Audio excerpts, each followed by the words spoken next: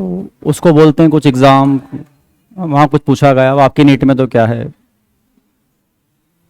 ना, इस साल का जो आपका पेपर है नीट का, ये उस जेई एडवांस के का 10% भी नहीं है, और उसी में आपको लग रहा है कि क्या आ गया ये, तो वो लोग बेचारे फिर क्या सोलो करते हो। ठीक, तो ऐसा था यार, बहुत डिटेल थे, मतलब हमारे टाइम पे तो बहुत पढ़ना पड़ता था हमको। अभी अपन क्या पढ़ रहे थे, थर्मोडायनेमिक्स पढ़ रहे थे, है ना, मतलब फ्लो ऑफ एनर्जी या एनर्जी के चेंज को आप पढ़ते हैं किसमें, थर्मोडायनेमिक्स में। दो टाइप का होता है, फिजिकल थर्मो और केमिकल थर्मो। आपने केवल क्या पढ़ना है, केमिकल थर्मोडायनेमिक्स। उसमें भी आपने कुछ टर्मिनोलॉजी यूज़ की है कि सिस्टम क्या होता है, सराउंडिंग क्या होता है, बाउंड्री क्या होता है, एक्सटेंसिव क्या होता है, इंटेंसिव क्या होता है, स्टेट ऑफ सिस्टम क्या होता है, स्टेट वेरिएबल्स क्या होते हैं, स्टेट फंक्शंस क्या होते हैं, पाथ फंक्शन क्या होते हैं। यहीं तक गए होंगे, यहीं तक लिखा होगा अपन ने कि सिस्टम यूनिवर्स का वो पार्ट जहाँ पे आप इन्वेस्टिगेशन कर रहे हैं, ऑब्जर्वेशन कर रहे हैं, एनालिसिस कर रहे हैं, वो आपके लिए क्या है, सिस्टम है।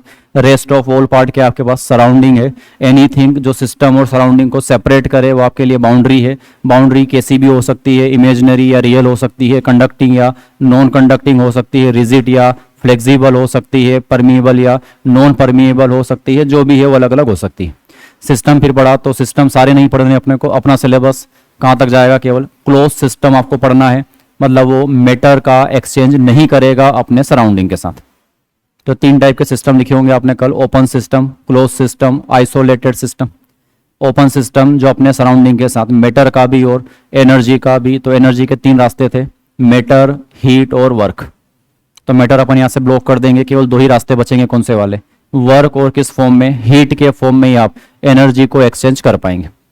तो ओपन सिस्टम में आप किसी भी टाइप से एनर्जी को एक्सचेंज करवा सकते हैं। ओपन सिस्टम कब बनेगा, जब आपका जो बाउंड्री रहेगा वो क्या होनी चाहिए, कंडक्टिंग होनी चाहिए, तभी आप ऐसा कुछ कर सकते हैं। ठीक है, क्लोज सिस्टम में जाएंगे तो वहां भी क्या चाहिए, कंडक्टिंग बाउंड्री ही चाहिए। आइसोलेटेड में आपकी जो बाउंड्री रहेगी, पहली बात तो किसी भी फॉर्म में एनर्जी का एक्सचेंज नहीं होता, ना ही मैटर के फॉर्म में, ना ही वर्क के फॉर्म में, और ना ही हीट के फॉर्म में।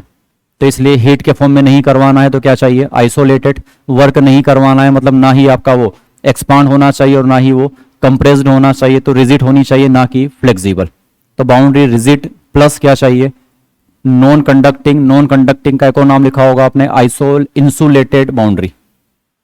एक और उसके साथ एक वर्ड यूज करवाया था मैंने, एडियाबेटिक, क्योंकि आगे जाके दिक्कत आएगी आपको कि आइसोलेटेड क्या है और एडियाबेटिक क्या है।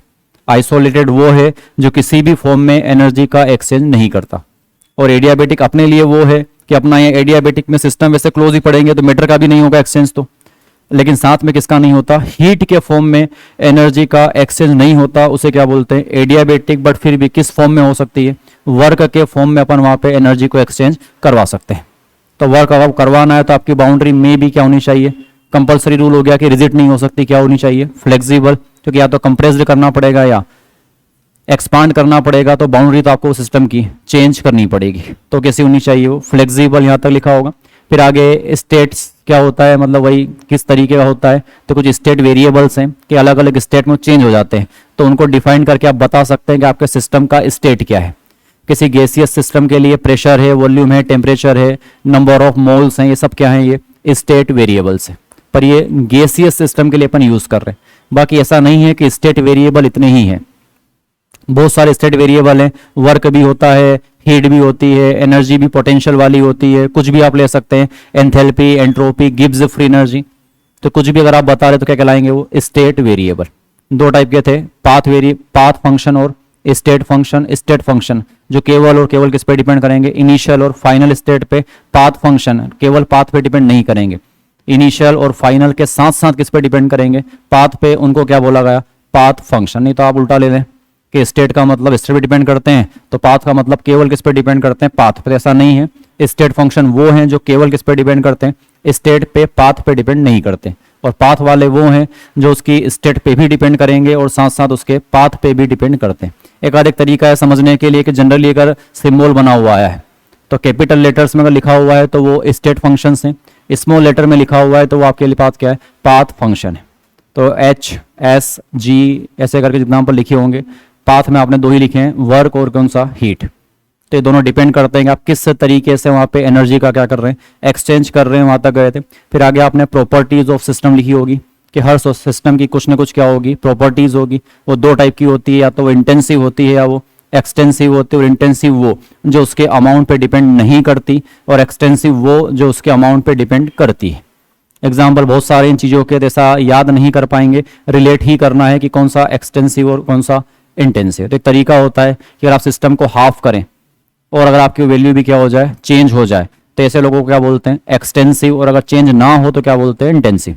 और भी कुछ तरीके हैं कि ऐसे नहीं समझ में आ रहा तो फार्मूला ले सकते हैं कि दो एक्सटेंसिव का रेशियो हमेशा क्या आएगा, इंटेंसिव। या किसी के नाम में स्पेसिफिक छुपा हुआ है, तो किसी के नाम में क्या आ रहा है, स्पेसिफिक, तब भी आप मान के चलें क्या है वो, इंटेंसिव। या किसी की यूनिट लिखी हुई है और यूनिट में एक वर्ड दिख रहा है पर, फिर चाहे वो पर ग्राम हो, पर ml हो, पर सेंटीमीटर क्यूब हो, कुछ भी अगर पर वाला दिख रहा है आपको, तो मानकर चलना है कि क्या है वो, इंटेंसिव है, क्योंकि उसमें डिपेंड ही नहीं करता अमाउंट पे। अपने को तो हर बार किसके लिए बताना है, पर यूनिट वाले के लिए बताना है। तब जैसे आधा कर दोगे उससे फर्क नहीं पड़ता है, बताना किसके लिए, पर यूनिट के लिए। तो सारे क्या है वो इंटेंसिव है। उसके बाद एल्जेब्रिक लो जो होते हैं वो आप एक्सटेंसिव पे लगा सकते हैं, इंटेंसिव पे आप नहीं लगा सकते। तो इसलिए आपने एक बात लिखी, सबसे काम की अपने लिए, कि जो आपके एक्सटेंसिव हैं वो एडिटिव होते हैं और जो आपके इंटेंसिव होते हैं वो नॉन एडिटिव नेचर के होते हैं। तो यहाँ तक तो बात हुई थी। अब सिस्टम की स्टेट चेंज करनी है तो या तो एनर्जी देनी पड़ेगी, एनर्जी लेनी पड़ेगी। तो कुछ तो प्रोसेस किया गया होगा, उसको क्या बोलते हैं, प्रोसेस। तो वैसे प्रोसेस बहुत टाइप की होती है कि आपको एनर्जी देना है और एनर्जी क्या करना है, लेना है, और आपको उसका स्टेट क्या करना है, चेंज करना है। तो एक दो ऑप्शन नहीं है, इनफाइनाइट वे है किसके, सिस्टम का स्टेट को चेंज करने का। पर अपने सिलेबस में 4-5 नाम ही आप सुनेंगे कि एक होता है आइसोकोरिक प्रोसेस, एक रहेगा आपका एडियाबेटिक प्रोसेस, एक नाम आएगा आपका आइसोबारिक प्रोसेस, एक नाम आएगा आपका आइसोकोरिक प्रोसेस, और एक लास्ट मिलेगी आपको क्या, साइक्लिक प्रोसेस। दूसरी बात, अपने सिलेबस में साइक्लिक के क्वेश्चन नहीं मिलेंगे आपको, मेनली आपको 4 ही प्रोसेस मिलेगा, आइसोकोरिक, आइसोबारिक, एडियाबेटिक, या क्या बच गया, आइसोथर्मल प्रोसेस। तो आगे ये टाइप ऑफ प्रोसेसेस हैं, ये किस तरीके से आप सिस्टम का स्टेट क्या कर सकते हैं, चेंज कर सकते हैं। तो डालेंगे आप type of processes, type of processes, type of processes, type of processes. ठीक है, सबसे पहला isothermal process, type of process. और सबसे पहली क्या होती है, आइसोथर्मल प्रोसेस। मतलब सिस्टम का स्टेट चेंज करेंगे लेकिन एक वेरिएबल को कांस्टेंट रखेंगे, किसको, टेम्परेचर को। तो नाम से दिख रहा होगा आइसोथर्मल, आइसो का मतलब समझते होंगे आप, जो चीज़ क्या रहे, सेम रहे, उसको क्या बोलते हैं, आइसो। तो आइसोथर्मल है ये, तो क्या सेम रहेगा, टेम्परेचर अपने को थ्रू आउट द प्रोसेस क्या रखना है, कांस्टेंट। ठीक है, दूसरी बात, बोला तो ये गया है पर फिर भी आइसोथर्मल में अपने पास दो कौन हो जाएंगे। तो जब भी आप कोई प्रोसेस कैसी ले रहे हैं, आइसोथर्मल, तो इसमें दो वैल्यू कांस्टेंट है, एक तो कौन सा वाला, टेम्परेचर, और एक बाय डिफॉल्ट साथ में अपने आप एक और क्या कौन आएगा, ठीक है। मोल तो अपने सभी टाइप के प्रोसेस में क्या रहेगा, कांस्टेंट ही रहेगा। अपन पढ़ क्या रहे हैं, सिस्टम नहीं पढ़ रहे हैं, क्या पढ़ रहे हैं, केवल आप क्लोज्ड सिस्टम के बारे में पढ़ रहे हैं। तो क्लोज्ड वाला कभी भी अपने सराउंडिंग के साथ मैटर का एक्सचेंज नहीं करेगा, और मैटर अगर बाहर या अंदर नहीं आया तो क्या नहीं बदलेगा, उसके मोल वोल गैस के नहीं बदलेंगे। तो मोल तो हमेशा ही क्या है, बाय डिफॉल्ट अपने आप ही क्या मानना है आपको, हर बार कांस्टेंट। तो दो चीजें कांस्टेंट क्या क्या, टेम्परेचर और क्या रहेगा, मोल। यहाँ पे क्या रहेगा, कांस्टेंट रहेगा, तो वेरी क्या करेगा, तो वेरी करने के लिए दो ऑप्शन है, वेरिएबल क्या क्या है यहाँ पे, तो यहाँ पे वेरिएबल क्या रहेगा, प्रेशर एंड क्या रहेगा, वॉल्यूम। ठीक है, दूसरी बात, अगर टेम्परेचर क्या है, कांस्टेंट है, तो एक और बात समझ में आती होगी आपको कि इसके लिए जो डेल्टा टी आएगा वो कितना आएगा, 0। Delta T difference in temperature, वो कितना आएगा, 0 आएगा। तो सिस्टम मतलब मान लो दो डायग्राम बनाए मैंने, यहाँ पे ये एक सिस्टम था, इसको मैं यहाँ से यहाँ ले गया।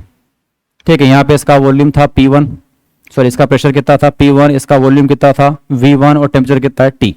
और यहाँ पे इसका कितना हो गया P2, V2 और क्या हो गया T। तो कैसी प्रोसेस है ये, आइसोथर्मल प्रोसेस। टेम्परेचर क्या है यहाँ पे, कांस्टेंट है, पहले भी टेम्परेचर कितना था T1, बाद में भी कितना ले लिया T1। तो यहाँ भी आपको दिख रहा हो क्या, 0 आएगा, डेल्टा T 0 आएगा। पर एक और दिक्कत है, कभी ऐसा डायग्राम मिलेगा आपको कि दूसरा केस, मान लो पहले ये P1 है, V1 है, और ये क्या है, T1 है।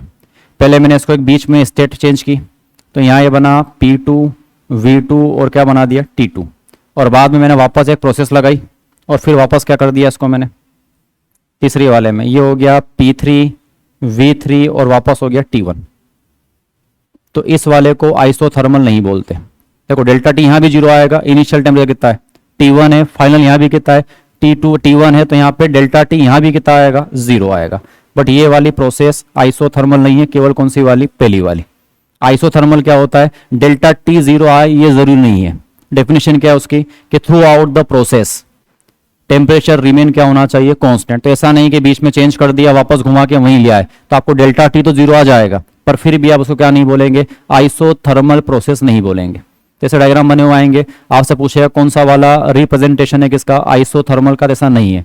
आइसोथर्मल में ऐसा नहीं कि इनिशियल फाइनल टेम्परेचर सेम होना चाहिए। आइसोथर्मल क्या होता है, ऐसी प्रोसेस जिसमें through out the process temperature क्या रहे कांस्टेंट रहे, कहीं भी नहीं बदला होगा। नहीं तो आप पहले बढ़ा दें फिर घटा दें वापस वहीं लेके आ गए, तो इस साइड के प्रोसेस को नहीं बोलते क्या आइसोथर्मल प्रोसेस। तो यही चीजें हैं। अब एग्जाम में बहुत आसान क्वेश्चन आया 2024 में, एक मेज द कॉलम आया था, उधर शायद नाम लिखे हुए टाइप ऑफ प्रोसेस और यहाँ लिखे हुए कंडीशंस। उधर लिखा है आइसोथर्मल, आइसोबारिक, आइसोकोरिक, एडियाबेटिक, और यहाँ लिखा हुआ है temperature remain constant, pressure remain constant, volume remain constant, heat exchange zero, और वही मेज द कॉलम करना था बस। तो एक्चुअल में देखा जाए तो कुछ नहीं, वो तो संधि विच्छेद हो गया कि आइसोथर्मल को ब्रेक करना आपको आना चाहिए। आइसोथर्मल मतलब टेम्परेचर रिमेन कांस्टेंट, आपके लिए और कठिन हो गया थोड़ा सा, पर हिंदी के लिए और आसान है समतापीय, और इधर लिखा हुआ है तापमान समान, उधर लिखा हुआ है समदाबीय, इधर लिखा हुआ है दाब समान, उधर लिख दिया क्या सम आयतनिक, और लिखा हुआ है आयतन समान। तो करना कुछ नहीं था, वहां तो आयतन से आयतन को मिलाना था, दाब से दाब को मिलाना था, और प्रेशर को टेम्परेचर को ताप से मिलाना था। तो ऐसा पूछा था उसने कि करना कुछ नहीं है, आपको क्या मिलाना आता है कि ताप से ताप को मिला पाएं आप, दाब से आप दाब को मिला पाएं, और आयतन से आप आयतन को मिला पाएं। तो फिर तीन तो मिल जाएंगे, तो बिस्ली बात है। फिर चौथा वाला रुद्धोष्म था, उसका हिंदी में नाम रुद्धोष्म होता है, और उष्मा उसमें क्या रहती है कांस्टेंट। ठीक है, तो ऐसा भी एग्जाम में क्वेश्चन कभी कभार आ जाता है, बहुत आसान पेपर भी बन जाते हैं, ऐसा हर बार टफ ही नहीं आते, कभी कभार बहुत आसान भी आ जाते हैं। ठीक है, तो बस एक एक करके लिखनी है अपने को, 5 टाइप की प्रोसेस है, बार बार यही लिखूंगा तो अब लिखना तो पड़ेगा आपको भी। ठीक है, तो पहला नाम लिखेंगे आप आइसोथर्मल प्रोसेस, और लिखना इन this type of process, in this type of process temperature remain constant, in this type of process temperature remain constant throughout the process। तो पूरी प्रोसेस में टेम्परेचर क्या चाहिए कांस्टेंट चाहिए। ठीक है, 4-5 बातें बना लेंगे तो डेफिनेशन हो गई। ठीक है, तो पहली बात तो आपसे कोई पूछे कांस्टेंट क्या क्या है, तो कांस्टेंट क्या क्या है टेम्परेचर और नंबर ऑफ मोल्स। इस चीज में आपके पास कोई पूछे आपसे कि वेरिएबल क्या क्या होगा, तो प्रेशर एंड क्या होगा वॉल्यूम।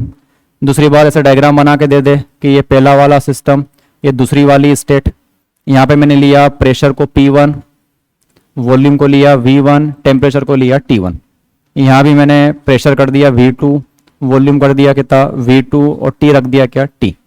तो एक बात तो दिख रही है कि डेल्टा टी कितना आएगा 0 आएगा, और ये एक्चुअल में क्या है ये प्रोसेस है आइसोथर्मल। ठीक है, बट कभी ऐसा बोले आपसे कि पहले अपन ने कहाँ पे रखा है इसको P1 V1 और कहाँ पे T1 पे, बाद में इसको कहाँ ले गए अपन बीच में P2 V2 और कहाँ ले गए T2 पे, और बाद में वापस घुमा फिरा के इसको बेवकूफ बना के वापस कहाँ पे लिया है P3 V3 और T1 पे। तो ये वाली जो प्रोसेस है ये नहीं कहलाती क्या, इस प्रोसेस को आइसोथर्मल प्रोसेस नहीं बोलते। ठीक है, तो ये 4 बातें आपको याद रखनी। क्या आइसोथर्मल केवल वो नहीं होता ना, ये बिल्कुल नहीं बोला मैंने आइसोथर्मल जिनका डेल्टा टी 0 है। हाँ, ये अलग बात है कि हर वो जो आइसोथर्मल होगा उसका डेल टी कितना आएगा 0 आएगा, पर हर वो रिएक्शन या हर वो प्रोसेस जिसका डेल्टा टी अगर 0 है तो क्या वो आइसोथर्मल होगी, ऐसा जरूरी नहीं है। पर अगर कोई आइसोथर्मल है तो फिर श्योर है कि उसका डेल्टा टी कितना आएगा 0 आएगा। तो हर आइसोथर्मल प्रोसेस का डेल्टा टी ऑलवेज 0 होगा, इसमें कोई दिक्कत नहीं है। लेकिन हर वो प्रोसेस जिसका डेल्टा टी 0 हो उसे आप आइसोथर्मल नहीं बोलते, क्योंकि इस वाली प्रोसेस में, क्योंकि अपने तो वही देखेंगे इनिशियल स्टेट और क्या देखेंगे फाइनल स्टेट, तो डेल्टा टी तो यहाँ भी जीरो है, पर फिर भी क्या नहीं है, ये आइसोथर्मल नहीं है, और ये आइसोथर्मल है तो इसका डेल्टा टी तो जीरो आ ही रहा है, तो वो हर जगह थोड़ी दिक्कत आएगी ना, हर जगह पांचों डायग्राम बनेंगे ऐसे ही। तो बात याद रखना कि del P del V, isochoric का डेल वी ऑलवेज जीरो है, आइसोबारिक का डेल पी ऑलवेज क्या है जीरो, पर हर वो प्रोसेस जिसका डेल वी जीरो होगा वो आइसोकोरिक ही होगी ऐसा जरूरी नहीं है। हो सकता है बीच में वॉल्यूम बढ़ा दिया गया हो, बाद में क्या कर दिया गया हो, घटा दिया गया हो, तो आपको तो वही दिख रहा है कि वॉल्यूम में कोई चेंज आया नहीं, पर पूरी प्रोसेस में क्या वॉल्यूम कांस्टेंट था, बीच में बढ़ा और वापस क्या हो गया, घट गया। तो नाम थोड़े से डेफिनेशन का फर्क है छोटा छोटा। Isothermal, through out the process क्या चाहिए, कांस्टेंट चाहिए आपको, क्या, टेम्परेचर। ठीक है, दूसरी बात, हर एक में एक रिलेशन आएगा, तो इन तीनों के वैसे कुछ खास काम के नहीं है, थोड़ा सा एडियाबेटिक में अब मेरे ज़्यादा काम का है भी नहीं वैसे, क्योंकि थर्मो आप फिजिक्स में ही पढ़ेंगे, तो वहाँ कुछ पीवी रिलेशंस, पीटी रिलेशंस और कुछ वीटी रिलेशंस है किसके लिए, एडियाबेटिक के लिए। गामा को वहाँ पे बोलते हैं पॉइजन रेशियो, अभी आएगा अपने पास गामा कैसे निकालते हैं, वहाँ पे न्यूमेरिकल्स भी आते हैं कि वॉल्यूम में इतना चेंज हुआ तो प्रेशर में कितना चेंज आया होगा, टेम्परेचर इतना चेंज हुआ तो वॉल्यूम में कितना चेंज आया होगा। बाकी यहाँ देखो लिखते नहीं है बार बार, क्योंकि बेसिक बात है कि यहाँ पे क्या चैप्टर था गैसीय स्टेट, पीवी इक्वल्स टू क्या होता है, एनआरटी, पीवी इक्वल्स टू क्या होता है, एनआरटी। तो क्या रिलेशन बनेगा यहाँ पे कि टेम्परेचर तो कांस्टेंट है, आर का मतलब वही यूनिवर्सल गैस कांस्टेंट, मोल तो अपन इनिशियली क्या लेके चल रहे हैं, कांस्टेंट ही लेके चल रहे, तो क्या बनेगा यहाँ पे पीवी इक्वल्स टू क्या आएगा, कांस्टेंट। और पीवी अगर कांस्टेंट है मतलब पहले वाले केस में P1 V1 ये बराबर होगा किसके, बाद वाले P2 V2 के। तो लिख लेंगे, ये हर एक में रिलेशन बनेंगे, बट देखो लिखने की बात है थोड़ा सा, अगर आपको आइडियल गैस इक्वेशन पता है कि पीवी इक्वल्स टू क्या होता है, एनआरटी, तो किस में कौन सा रिलेशन बनेगा, तो सारे बनाए जा सकते हैं। जैसे मान लो इसी में भी आइसोबारिक पढ़ेंगे, तो आइसोबारिक का क्या कांस्टेंट है, प्रेशर, तो उसके लिए कौन सी वैल्यू कांस्टेंट आएगी, टेम्परेचर बाई क्या आएगा, वॉल्यूम क्या मिलेगा, कांस्टेंट, तो उसके लिए V बाई टी क्या आएगा, कांस्टेंट, क्या लिख सकता हूँ, V1 T1 इक्वल्स टू क्या आएगा, V2 T2। उसके बाद पढ़ेंगे अभी आइसोकोरिक, तो आइसोकोरिक में वॉल्यूम क्या रहेगा, कांस्टेंट रहेगा, तो उसके लिए क्या आएगा, टेम्परेचर बाई प्रेशर का रेशियो क्या आएगा, कांस्टेंट आएगा, तो क्या लिख सकते हैं उसके लिए T1 P1 इक्वल्स टू क्या आएगा, T2 P2। तो ये तो कोई खास चीज़ है भी नहीं, फिजिक्स में चीज़ मिलेगी आपको कि प्रेशर इतने से बढ़ गया इस प्रोसेस में, तो वॉल्यूम कितने से बड़ा होगा, तो फिर लगाना पड़ेगा P1 V1 किसके इक्वल, P2 V2, तो लगाना कुछ नहीं है, ये एक इक्वेशन याद रखनी है क्या, PV इक्वल्स टू एनआरटी। तो ये पहली वाली है, इसको बोलते हैं क्या, आइसोथर्मल प्रोसेस। ठीक है, आगे जाके अभी फर्स्ट लॉ ऑफ थर्मोडायनेमिक्स आएगा, तो इसका एक फार्मूला होता है delta U equals to W plus Q, तो फिर किसमें इसको क्या कह सकते हैं, तो उसके बाद ही लिख पाएंगे, अभी छोड़ रहे हैं उन चीज़ों को। अगला लिखेंगे आप आइसोथर्मल हो गया, अगला क्या आएगा, आइसोकोरिक प्रोसेस, आइसोकोरिक प्रोसेस, सब में बना लोगे क्या अपने खुद से, सेम सेम बातें ही है। आइसोकोरिक लिख लो भाई, volume remain constant throughout the process. Isochoric का मतलब क्या होता है, volume remain constant, isochoric, choric CHORIC,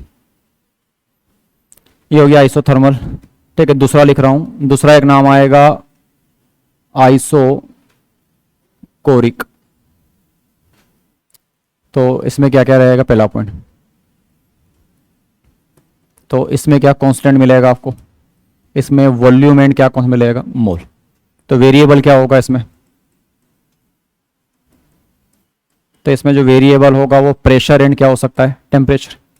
देखो एक को नहीं बदल सकता ना, पीवी इक्वल्स टू एनआरटी है, अगर आप एक को बदलेंगे तो अब अंडरस्टूड है कौन सा बदलेगा, दूसरा भी बदलेगा, तो इसमें दोनों ही बदलेंगे, क्या प्रेशर एंड कौन सा, टेम्परेचर का वैल्यू भी क्या होगा, चेंज होगा, तो ये वेरिएबल हो गए। दूसरी बात वही ऐसा डायग्राम बना के देख के, स्टेट 1 ये वाली है कि यहाँ पे प्रेशर है P1 V1 और ये कितना है T1, और बाद में अगर मैं ऐसा कोई सिस्टम बना दूं जहाँ पे प्रेशर हो जाए P2 पर वॉल्यूम अभी भी क्या रहे V1 और टेम्परेचर क्या हो जाए T2, तो इसको आप बोलते हैं क्या, ये डायग्राम बना है किसका, आइसोकोरिक का। दूसरी बात इसका वॉल्यूम का चेंज कितना आएगा, हमेशा 0 ही आएगा। पर मान लो ऐसा डायग्राम बना के दे, इसको नहीं बोलता आइसोकोरिक, कि पहले कहाँ खड़े थे, P1 V1 T1 पे, बाद में यहां से कहां पहुंच गए, P2 V2 और किस पे पहुंच गए, T2 पे, और बाद में यहां से कहां पहुंच गए, P3 V1 और किस पे पहुंच गए, T3 पे। तो लगने में लग रहा है कि डेल्टा वी यहाँ भी कितना आएगा, 0 आएगा। जो इनिशियल वॉल्यूम था वही आपका क्या है, फाइनल वॉल्यूम है। बट फिर भी इस प्रोसेस को क्या नहीं कहा जा सकता, ये आइसोकोरिक प्रोसेस नहीं रही है। तो बीच में आपका वॉल्यूम V1 से क्या बना है, V2 बना है, और वापस V2 से किस में कन्वर्ट किया आपने, V1 पे। तो ये वाला जो रिप्रेजेंटेशन है ये नहीं है क्या, आइसोकोरिक। ठीक, तो वो थोड़ा याद रखना कि हर वो प्रोसेस जिसका डेल्टा V 0, ऐसा बोल सकते हैं क्या कि आइसोकोरिक है, ऐसा नहीं होता है। हाँ, ऐसा जरूर बोल सकते हैं कि हर वो आइसोकोरिक प्रोसेस, तो फिर उसका डेल्टा V हमेशा कितना आएगा, 0 ही आएगा, क्योंकि बदला कहीं से कहीं तक नहीं है, तो चेंज हमेशा कितना आएगा, 0 ही आएगा। पर चेंज 0 आना इस बात को इससे भी नहीं करेगा ऑलवेज कि वो आइसोकोरिक ही है, क्योंकि बीच में बेवकूफ़ बनाने के काम हो जाते हैं। ठीक है, दूसरी बात, वो रिलेशन बनाना है तो फिर अब सिंपल सी बात है, उसको बार बार लिखना है आपको, लेकिन क्वेश्चन भी नहीं मिलेगा अपने को उससे। कभी बस पूछ ले कि क्या सही होता है आइसोकोरिक के लिए, तो वापस इक्वेशन क्या होती है, PV इक्वल्स टू क्या होता है, nRT। अब क्या क्या कांस्टेंट है, R universal gas constant, moles अपने हर एक में कौन है सही। दूसरा आपको दिख रहा है कि PV में क्या कांस्टेंट ले लिया अपन ने, वॉल्यूम को क्या ले लिया, कांस्टेंट। तो या तो P को यहाँ ले आओ या T को वहाँ ले जाओ। तो एक ही बात दिख रही है, ऐसा लिख दूँ क्या कि P/T हमेशा क्या आएगा, कांस्टेंट। और अगर P/T कांस्टेंट तो रिलेशन क्या बनेगा कि P1/T1 किसके इक्वल आएगा, P2/T2 के। तो ये इसका PT रिलेशन बोलते हैं। ठीक है, सारे एडियाबेटिक के लिए काम के हैं और वो भी केमिस्ट्री में काम के नहीं है, फिजिक्स में आपको वो एडियाबेटिक के रिलेशन काम में आएंगे, और दोनों में सेम ही बातें हैं। ठीक है,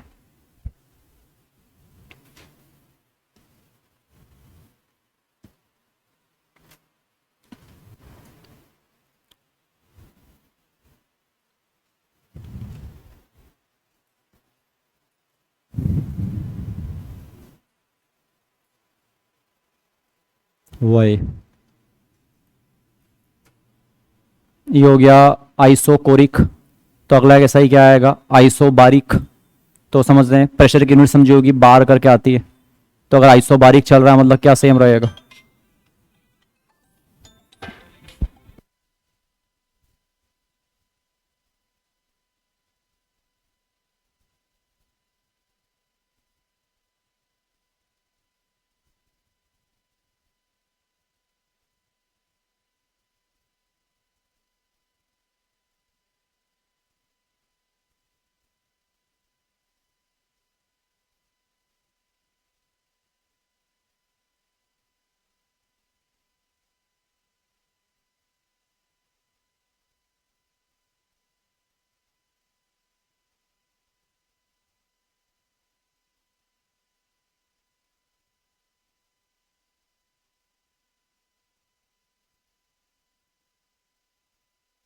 वही।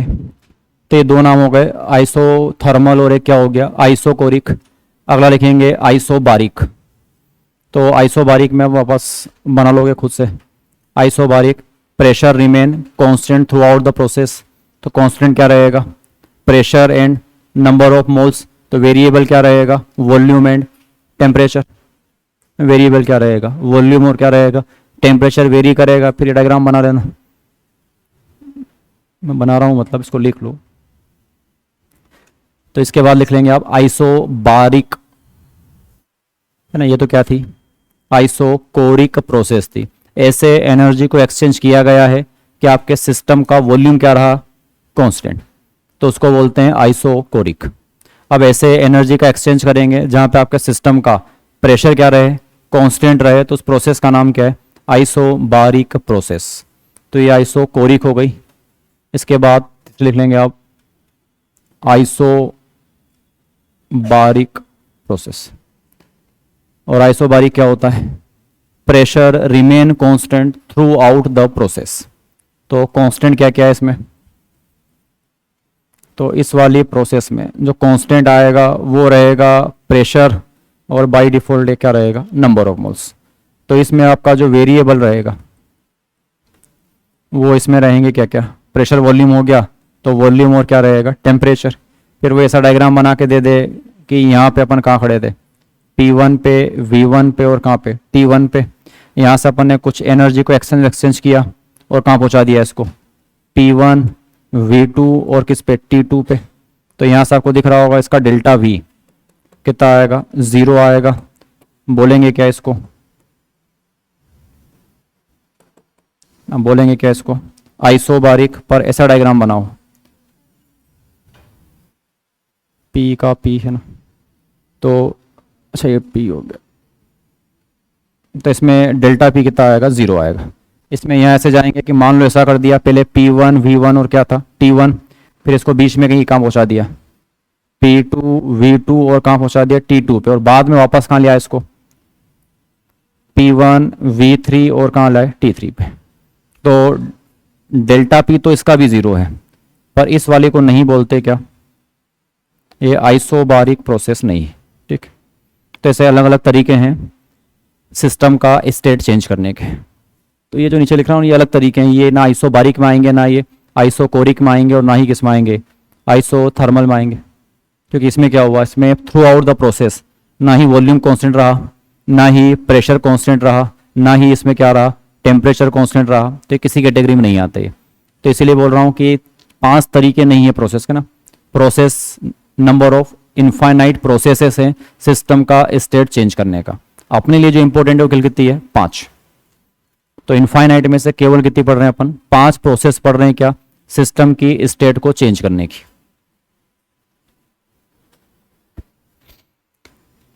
इसमें रिलेशन क्या बनेगा, तो वापस वही बात, फिर एक इक्वेशन, पीवी इक्वल्स टू क्या होता है, एनआरटी, और क्या क्या नहीं बदलेगा, मोल नहीं बदलेगा, आर नहीं बदलेगा, और आइसोबारिक का पी नहीं बदलेगा। तो या तो वी को यहाँ ले आऊँ या टी को वहाँ ले जाता हूँ, तो क्या दिखेगा यहाँ से कि जो v बाई टी का रेशो आएगा वो हमेशा क्या आएगा, कांस्टेंट। तो यहाँ से लिख सकते हैं v1 अपॉन T1 किसके equal, v2 divided by T2। तो ये ऐसा होता है, ठीक। मेन थोड़ा सा आइसोकोरिक क्या होता है, तो हो गया आइसोबारिक भी हो गया, आइसोथर्मल भी हो गया। सबसे इंपॉर्टेंट है आपके लिए क्या, एडियाबेटिक प्रोसेस। तो इसको बनाने के बाद एडियाबेटिक प्रोसेस लिखेंगे आप।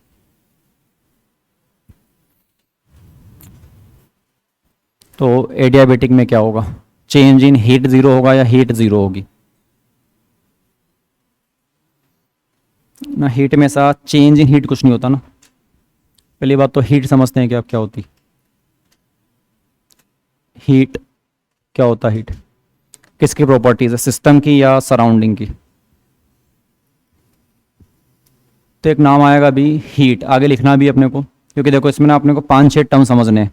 सबसे पहले आपको ये सिस्टम समझने थे, उसके बाद क्या आया, सराउंडिंग, उसके बाद अभी बीच में क्या आएगा, प्रोसेस, प्रोसेस के बाद मिलेगा आपको हीट, हीट के बाद आएगा वर्क, वर्क के बाद आएगी इंटरनल एनर्जी, उसके बाद आएगा एंथैल्पी, उसके बाद मिलेगा एंट्रोपी, और लास्ट में आएगा गिव्स फ्री एनर्जी। तो इतना चैप्टर है, ये 5-6 टर्म्स हैं, इन्हीं को आपको समझना है कि होती क्या है और इनके फार्मूले क्या क्या हैं। तो उसमें से 3-4 तो हो ही गए आपके, कि आपने क्या देख लिया, सिस्टम, सराउंडिंग, बाउंड्री, और क्या हो गया, प्रोसेस, एक्सटेंसिव, इंटेंसिव, सब हो गया ये।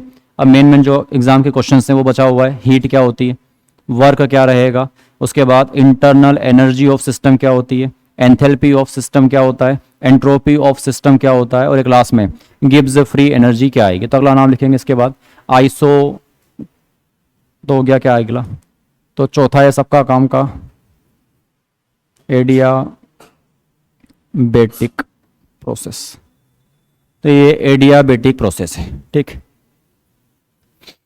तो एडियाबेटिक में एक बात हमेशा आएगी, क्या नहीं बदलेगा आपका इसमें, हीट का एक्सचेंज नहीं होता इसमें। तो ना ही आप इसमें हीट दे पाएंगे और ना ही हीट क्या पाएंगे, ले पाएंगे। दूसरी बात, सिस्टम, अगर आपको एडियाबेटिक प्रोसेस करवानी है तो आपकी जो बाउंड्री है मस्ट भी क्या होनी चाहिए, नॉन कंडक्टिंग, क्योंकि एडियाबेटिक है, हीट का एक्सचेंज नहीं चाहिए, ठीक है। दूसरी बात, पहली बात आपको हीट समझनी, हीट होती क्या है, तो हीट कुछ नहीं है। पहले एक और बता दो, टेम्परेचर और हीट दोनों में डिफरेंट है कि कुछ चीज़ें हैं। पहली बात, हीट एंड टेम्परेचर, ये दोनों क्या होते हैं, डिफरेंट होते हैं। हीट और टेम्परेचर दोनों क्या है, ये डिफरेंट है। दूसरी बात, फ्लो ऑफ एनर्जी, हीट कुछ नहीं है,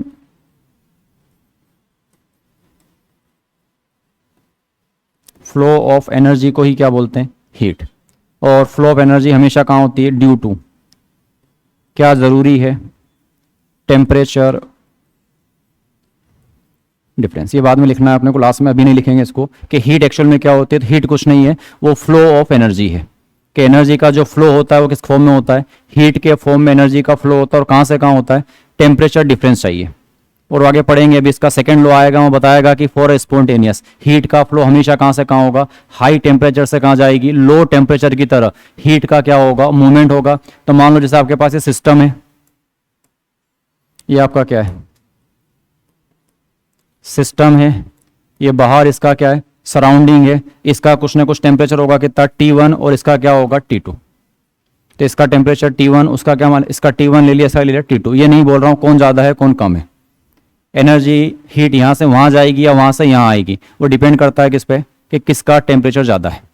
और हमेशा हीट का जो फ्लो होगा वो भी आएगा इसमें सेकेंड लॉ थर्मोडायनेमिक्स के, हमेशा किसी स्पॉन्टेनियस प्रोसेस के लिए जो हीट का फ्लो होता है वो कहाँ से कहाँ तक होता है, हायर टेम्परेचर टू कहाँ जाएगी, लोअर टेम्परेचर की तरफ मूव करेगी। अभी तो मैं मान के नहीं चल रहा हूँ कि कौन सा हायर और कौन सा लोअर है, पर दोनों में क्या डिफरेंस है, टेम्परेचर का डिफरेंस है। तो यहाँ से कुछ एनर्जी निकल कर किसके पास जाएगी, उसके पास, और यहाँ से एनर्जी निकल के किसके पास गई, उसके पास। और जो फ्लो ऑफ एनर्जी, इसी को नाम क्या दिया गया, हीट।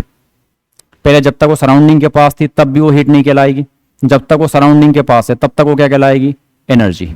चाहे फिर उसका पोटेंशियल हो, काइनेटिक हो, कुछ भी हो, यहाँ से निकलकर जब तक इस सिस्टम के पास जा रही है तब तक उसका नाम क्या रहेगा, जैसे इस बाउंड्री के अंदर इंटर करी वापस क्या बन गई, वो एनर्जी। तो पहली बात, हीट कुछ नहीं होता। आगे तक बात भी आएगी, हीट जो है ना वो किसी सिस्टम ना और ना ही सराउंडिंग, किसका नेचर है, वो प्रोसेस का, कि जब तक प्रोसेस हो रही है तब तक हीट है, जैसे ही प्रोसेस क्या हो गया, बंद हो गया, तब तक हीट कुछ नहीं होता। ना ही सराउंडिंग की हीट होती है, ना ही सिस्टम का हीट होता है। हीट किसका होता है, प्रोसेस का। और जो आपने पढ़े थे एक्सटेंसिव और क्या पढ़ा था, इंटेंसिव। तो प्रॉपर्टीज है वो किसकी, सिस्टम की। तो कभी भी ये जो हीट है ना, इसको आप क्लासीफाइड नहीं कर सकते कि ये एक्सटेंसिव है कि इंटेंसिव है। तो दो बातें आएगी, वर्क और हीट। ये ऐसी दो क्वांटिटी है जिनको आप क्लासीफाइड नहीं कर पाएंगे कि हीट एक्सटेंसिव था या इंटेंसिव था, क्योंकि किसकी प्रॉपर्टीज है, सिस्टम की। और ये क्या है, ये सिस्टम का प्रॉपर्टी नहीं है, ये किसकी है, प्रोसेस की। जब तक प्रोसेस होगा तब तक हीट रहेगी, जैसे ही वो किसके अंदर इंटर कर गया, बाउंड्री के अंदर क्या कर गया, इंटर कर गया, उसके बाद वो हीट से क्या बन जाएगी, एनर्जी।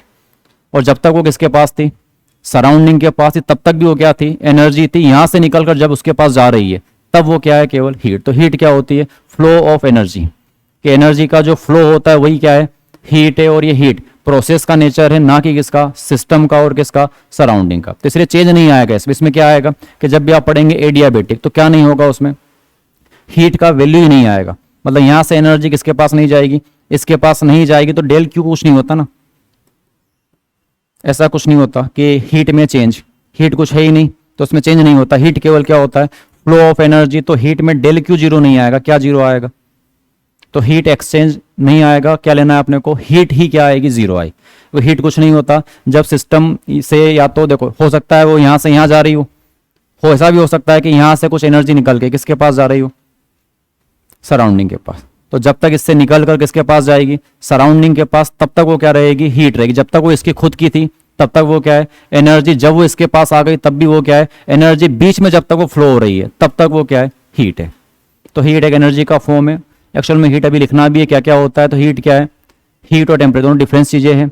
हीट एक्चुअल में कुछ नहीं है, क्या है, फ्लो ऑफ एनर्जी। ऐसे एनर्जी जो बह रही है उसको ही क्या बोलते हैं, हीट बोलते हैं। और ये हीट किसके कारण होती है, जब दो में क्या आएगा, टेम्परेचर का क्या आएगा, डिफरेंस आएगा, तभी जाके हीट का फ्लो होगा। अगर टी का डिफरेंस नहीं है तो फिर आप हीट को फ्लो नहीं करवाएंगे। अभी आगे जाके आएगा सेकेंड लॉ ऑफ थर्मोडायनेमिक्स। तो इसमें एडियाबेटिक में हीट एक्सचेंज या हीट का चेंज नहीं बोल रहा हूँ, हीट ही क्या होती है, जीरो होती। तो जहाँ पे हीट क्या आएगा, जीरो आएगा, उसको आप क्या बोलते हैं, एडियाबेटिक प्रोसेस। तो इसमें क्यू का वैल्यू क्या आएगा, जीरो आएगा। दूसरी बात, कब ऐसा हो सकता है, जब आपकी बाउंड्री कैसी होनी चाहिए, नॉन कंडक्टिंग होना जरूरी है। अगर ये बाउंड्री कैसे निकल जाए, कंडक्टिंग, तो फिर तो यहाँ पे हीट का क्या हो सकता है, एक्सचेंज पॉसिबल है। तो दो अलग अलग टी का डिफरेंस लेकर भी अगर अपन चाह रहे हैं कि क्या बने, एडियाबेटिक प्रोसेस हो, तो आपकी बाउंड्री मस्ट भी क्या चाहिए, non conducting. Change in heat zero नहीं है, क्या जीरो है, हीट का वैल्यू ही जीरो है। आगे बढ़ना, हीट को कभी भी आप एक्सटेंसिव या इंटेंसिव नहीं बोलेंगे, वो होती नहीं है वो, क्योंकि हीट कुछ नहीं है, वो कोई फिजिकल क्वांटिटी नहीं है। जब तक यहाँ से निकलकर वहां तक जा रही है तब तक नाम क्या रख दिया गया, हीट। जैसे ही यहाँ से निकल कर उसको मिल गई तो खत्म हो गया हीट, क्या बन गई वो, एनर्जी। जब तक वो इसके पास थी तब तक भी क्या थी, एनर्जी। यहाँ से निकल कर वहां तक जाने के बीच का जो टाइम इंटरवल है उस समय में ही क्या है वो, हीट है वो। जैसे आगे जाके भी हीट लिखना है, यूनिट क्या क्या होती है तो पता है, हीट किस में मापते हैं, जूल में, कैलोरी में, अर्ग में, इसके अलावा लीटर एटमॉस्फेयर में, ऐसा आएगा। फिर कुछ थोड़ा सा साइन कन्वर्जन आएगा, कब प्लस लेंगे और कब माइनस लेंगे। तो सारी बातें अपने किसके लिए, सिस्टम के लिए। तो सिस्टम का फायदा हो जिसमें वो प्लस, और जहाँ उसका क्या होगा, नुकसान होगा, हर चीज़ क्या होगी, माइनस। तो जब इसमें सराउंडिंग से निकल कर किसके पास जा रही हो, सिस्टम के पास, तो क्या रहेगी, प्लस में आएगी। और सिस्टम से निकल कर किसके पास जा रही हो, सराउंडिंग के पास, तो क्या आएगी, माइनस आएगी। तभी वो भी लिखना है, लास्ट में हेडिंग अगली वही है कि हीट क्या होता है। पर अभी आप लिखें एडियाबेटिक प्रोसेस, तो इसमें लिखना इन this type of process, in this type of process,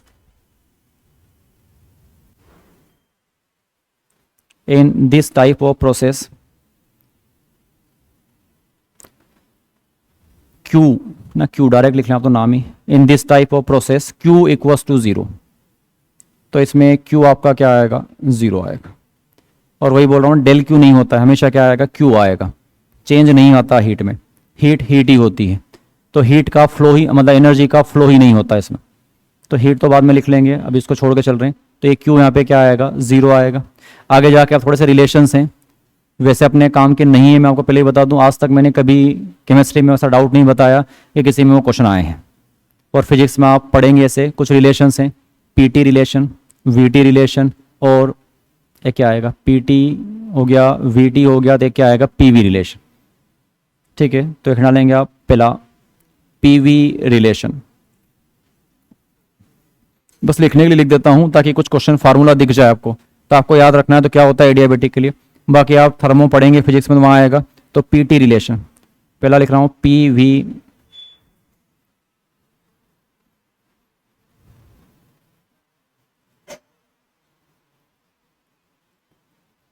PV relation, तो ऐसा कुछ लिखते हैं, P V to the power gamma equals to constant.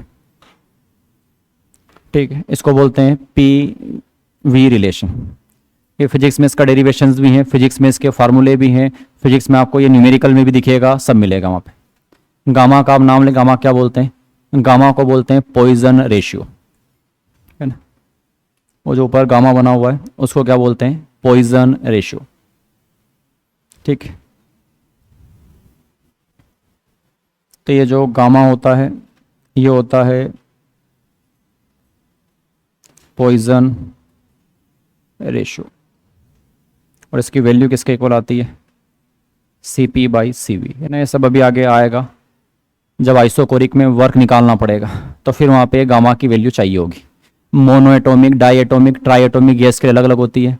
अपन यहाँ डायरेक्ट याद रखेंगे 574/353 करके। फिजिक्स में आप जाएंगे तो एक फार्मूला आएगा डिग्री ऑफ फ्रीडम वाला, और उससे आप मोनो एटोमिक गैस के लिए, डाई एटोमिक गैस के लिए और ट्राई एटोमिक गैस के लिए गामा की वैल्यू कैलकुलेट करेंगे। पर अपने को केमिस्ट्री में उस बात का कोई काम नहीं है कि गामा अपने को निकालना पड़े। गामा अपने को डायरेक्ट याद रखना है 574/353, अभी बाद में लिखेंगे उसको। पर अभी उसका नाम लिख लें, गामा का क्या बोलते हैं उसको, पॉइजन रेशियो, या उसको क्या बोलते हैं, Cp बाई Cv।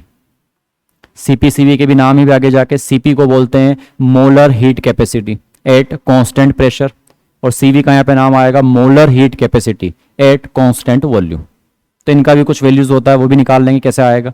एक आधे रिलेशन और है यहाँ पे कि Cp माइनस Cv का वैल्यू हमेशा R के इक्वल आता है ना। लिखने के बाद वो लिख लेते हैं, आगे याद रहेगा ना कि Cp बाई Cv। और एक और रिलेशन क्या होता है, Cp माइनस Cv, ये किसके बराबर, R के। ये भी एक बार नीट का क्वेश्चन है कि which of the following are true relation, Cp minus Cv equals to R, Cp plus Cv equals to R, Cp by Cv equals to R, या Cv by Cp equals to R। तो सही क्या है ये, Cp minus Cv equals to R।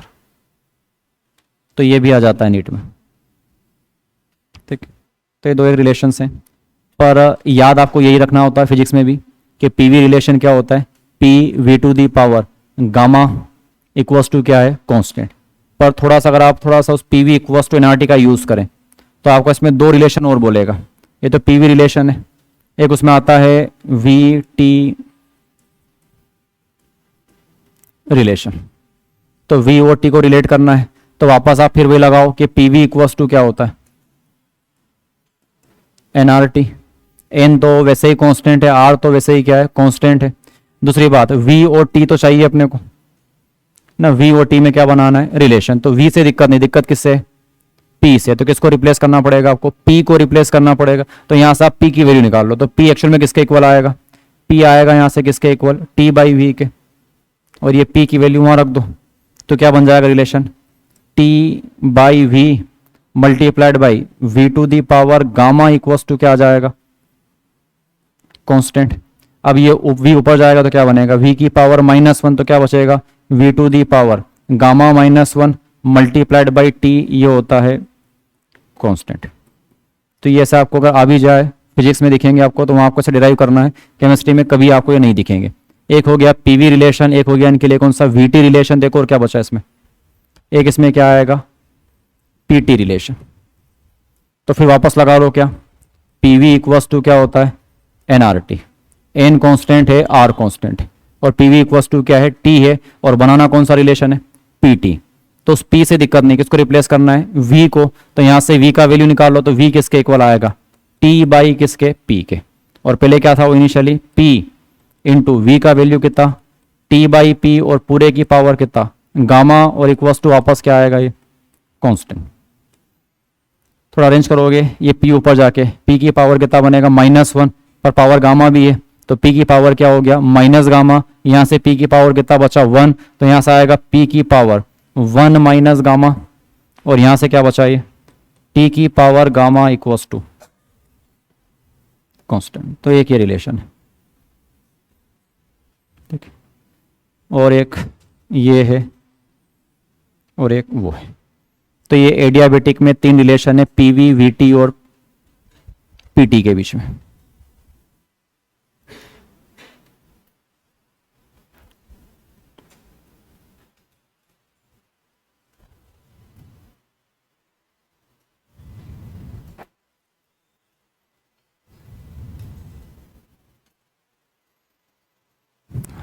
और सारे derivation ही करेंगे अगर आपको गलती से किसी एग्जाम में क्वेश्चन दिख जाए, ठीक है।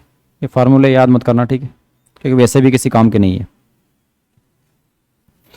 लिखने के लिए लिख रहे हैं अपन, बाकी तो कभी काम आएंगे ही नहीं आपके। तो एटलीस्ट वो एक याद रख लेना बस, P V to the power gamma क्या होता है, कांस्टेंट।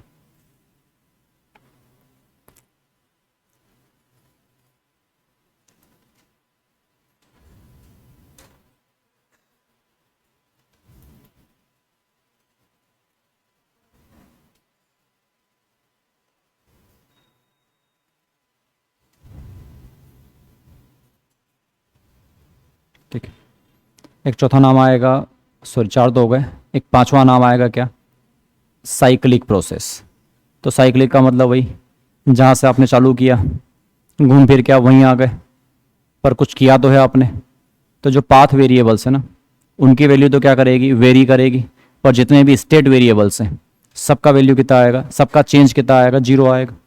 हाँ, जितने भी स्टेट वेरिएबल्स हैं उन सबका चेंज कितना आएगा, 0 आएगा। हाँ, जो पाथ वेरिएबल्स हैं उनका चेंज 0 नहीं आएगा, क्योंकि वो तो डिपेंड करते हैं कि इस पे पाथ पे कुछ तो वर्क किया होगा, कुछ तो एनर्जी का क्या हुआ होगा, एक्सचेंज हुआ होगा। तो एक लास्ट आता है साइक्लिक प्रोसेस, और ये एक आखिरी बार नाम लिखेंगे अपन, साइक्लिक प्रोसेस। उसके बाद आपको इस चैप्टर में कभी नहीं दिखेगी ये कि साइक्लिक प्रोसेस में कुछ आपको निकालना पड़े। बाकी ये 4 प्रोसेस ये बार बार आपको मिलेगी, आइसोकोरिक, आइसोबारिक, एडियाबेटिक और एक आइसोथर्मल। सबके नाम के साथ ही क्लियर है। आइसोथर्मल में temperature throughout the process constant, isobaric में pressure throughout the process constant, isochoric में volume throughout the process constant. Extra है एडियाबेटिक वाली, तो यहाँ आपको अलग से याद रखना है, इसमें हीट एक्सचेंज नहीं होती, ठीक है। तो ऐसा है, बना लेंगे। ये कहाँ से बने तो याद रह पाए तो कर पाए, नहीं भी कर पाए तो मुझे तो इस बात से कभी आपको ये फर्क पड़ेगा नहीं, ठीक है, कि इसके न्यूमेरिकल आए हों कभी आपके पास। आगे अगला साइक्लिक प्रोसेस, ठीक। तो साइक्लिक क्या होता होगा कि नंबर ऑफ इनफाइनाइट स्टेप्स या कुछ भी more than one steps follow करके वापस कहाँ आ जाए अपन, इनिशियल स्टेट में आ जाए, उसको बोलते हैं, सही ना। जहाँ के जाएँ उसको नहीं बोलते। ये तो पता चले कि जहाँ थे वहीं के वहीं रुक गए, फिर बोल रहे हैं कि हो गई साइक्लिक प्रोसेस। तो साइक्लिक प्रोसेस क्या है, जहाँ थे वहाँ से निकलना है और वापस घूमकर वहीं आ जाना है। मान लो ऐसा कोई डायग्राम बना दूँ, एक ग्राफ बनाया किसके बीच में, यहाँ प्रेशर है और यहाँ क्या है, वॉल्यूम। पहले यहाँ खड़े थे, ये इनिशियल स्टेट है, यहाँ ए पॉइंट हो गया, ये ए से कहाँ चले, बी के बाद, बी से कहाँ चले गए, सी के पास, सी के बाद कहाँ चले गए, डी के पास, और वापस डी से कहाँ गए, ए के पास। तो पहले ए से निकलकर कहाँ पहुँचे, बी पे, बी से निकलकर कहाँ पहुँचे, सी पे, सी से निकलकर वापस कहाँ गए, डी पे, और वापस डी वाली स्टेट से घूम फिर कर कहाँ गए, ए पे। तो इस टाइप के प्रोसेस को बोलते हैं क्या, साइक्लिक प्रोसेस। इसको नहीं बोलते साइक्लिक प्रोसेस ना, कि कहाँ खड़े थे, ए पे, कहाँ खड़े रह गए, वापस ए पे, है ना। तो ये साइक्लिक प्रोसेस नहीं है। कुछ नंबर ऑफ स्टेप्स क्या होगी वहाँ पे इन्वॉल्व होगी और घूम फिर के वापस कहाँ आना है, इनिशियल पोजीशंस पे। तो क्या बोलते हैं उसको, साइक्लिक प्रोसेस। तो इसमें एक बात समझ में आ रही, इसमें इनिशियल और फाइनल स्टेट क्या है, सेम है। तो जितने भी स्टेट वेरिएबल्स हैं उन सबका चेंज क्या आएगा, जीरो आएगा। मतलब मान लो आप यहाँ पे डेल्टा एच निकाल रहे हैं, इसके लिए इस वाली प्रोसेस का आप डेल्टा एच निकाल रहे हैं, डेल्टा एच के अलावा आप डेल्टा एस निकाल रहे हैं, डेल्टा एस के अलावा आप डेल्टा जी निकाल रहे हैं, ठीक है। आप मान लो डेल्टा टी निकाल रहे हैं, ठीक है। डेल्टा टी के अलावा आप डेल्टा वी निकाल रहे हैं, तो सबकी वैल्यू क्या आएगी, जीरो आएगी। तो जितने भी स्टेट फंक्शंस है सबकी वैल्यू क्या आएगी, जीरो आएगी। क्या जीरो नहीं आएगा, तो जो पाथ फंक्शंस थे वो जीरो नहीं आएंगे। और पाथ फंक्शन क्या होते हैं, वर्क और हीट। तो इसमें वर्क कुछ तो किया होगा ना, ए से निकल कर वापस ए तक आए हैं अपन, तो कुछ तो काम किया है अपन ने, और वहाँ से यहाँ तक गए हैं, तो कुछ तो आपकी हीट वीट का क्या हुआ होगा, एक्सचेंज हुआ होगा इसमें। तो लिखेंगे इसमें डेफिनेशन,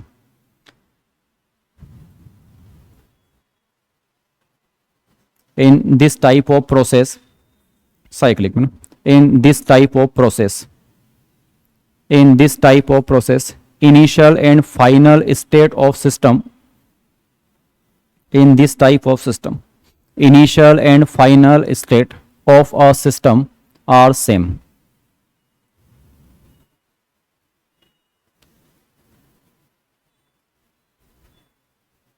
ठीक, तो इसमें इनिशियल फाइनल क्या रहेगा, सेम रहेगा। और अगर इनिशियल फाइनल सेम है तो जितने भी आपके स्टेट फंक्शंस है सबका चेंज क्या आएगा, जीरो आएगा। तो लिखना change in all state functions, change in all state function will be zero।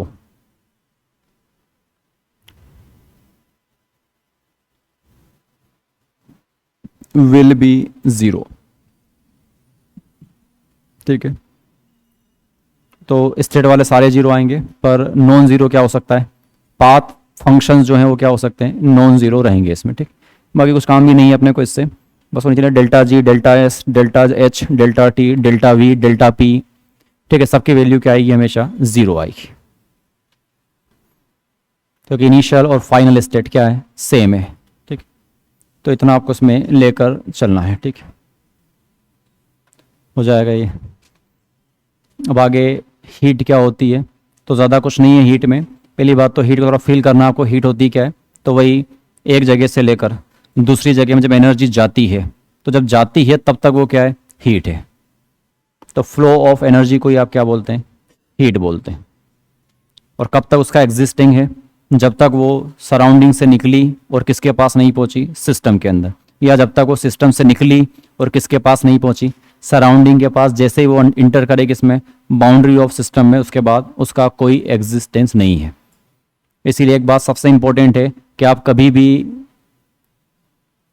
Heat को और आगे जाके वर्क को, इनको आप क्लासिफाइड नहीं कर सकते इंटेंसिव में या एक्सटेंसिव में, क्योंकि वो सिस्टम की या सराउंडिंग की प्रॉपर्टीज है ही नहीं। किसका नेचर है, वो प्रोसेस का।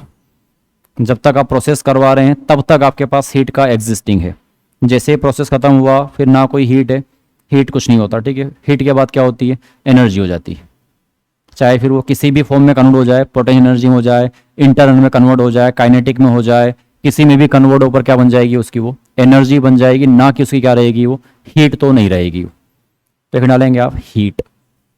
ठीक है, साइन वाइन लिखना है उसका, बाकी कुछ काम नहीं है उसका। Heat,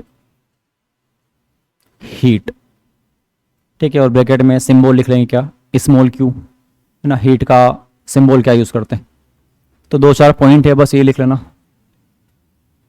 heat small Q. सबसे पहला पॉइंट जो आपका कंफ्यूजन हो कि ना, हीट मतलब यहाँ गर्मी आप महसूस कर रहे हैं, यहाँ पे ये हीट है यहाँ पे, ठीक है। तो हीट क्या कर सकते हैं आप, केवल महसूस कर सकते हैं, बाकी कुछ है नहीं ना, टेम्परेचर नहीं है वो, कि यहाँ पे हीट 25 डिग्री है, ऐसा नहीं होता। टेम्परेचर कितना है यहाँ पे, 25 डिग्री, 40 डिग्री या कितना है, 45 डिग्री, पर यहाँ पे हीट 45 डिग्री है, ऐसा नहीं होता। तो पहली बात तो टेम्परेचर और हीट दोनों में बहुत ज़्यादा डिफरेंस है, दोनों अलग अलग चीज़ें होती है। तो आपको कुछ बातें बस याद रखनी, हीट एंड टेम्परेचर और क्या होते हैं ये डिफरेंट चीज़ें हैं, हीट और क्या, टेम्परेचर। दूसरी बात, हीट क्या है, तो हीट है कुछ नहीं, क्या है वो, फ्लो ऑफ क्या है वो, एनर्जी। जब तक आपकी एनर्जी क्या हो रही है, फ्लो हो रही है, यहाँ से निकल कर वहाँ जा रही है, वहाँ से निकल कर जब तक वो बह रही है, तब तक वो क्या है, हीट है। जहाँ उसने बहना बंद किया, उसके बाद क्या बन जाएगी, वो एनर्जी में कन्वर्ट हो जाएगी। तो हीट एनर्जी का बहता हुआ या क्या है उसका फ्लो ऑफ एनर्जी को आप क्या बोलेंगे, हीट बोलेंगे। दूसरी बात, ये हीट का फ्लो होता क्यों है, तो ड्यू टू क्या आएगा, तो जब तक आपके दो लोगों के बीच में क्या रहेगा, टेम्परेचर डिफरेंस रहेगा, तब तक उसमें हीट का फ्लो होता है। तो ये दो चार चीज़ें हैं। हीट को आप नंबर से आप मान ही सकते हैं, उसकी कोई क्वांटिटी नहीं है, निकालना नहीं है आपको उसको।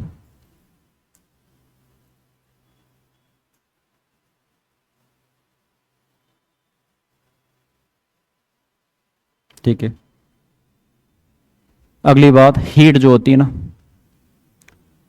ये जो heat, heat are not a properties of system और सराउंडिंग ना। हीट सिस्टम और सराउंडिंग की प्रॉपर्टीज नहीं है, ठीक है। Heat are not a properties of system and surrounding, therefore not classified into a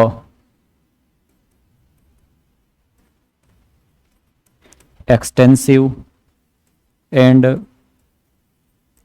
intensive properties।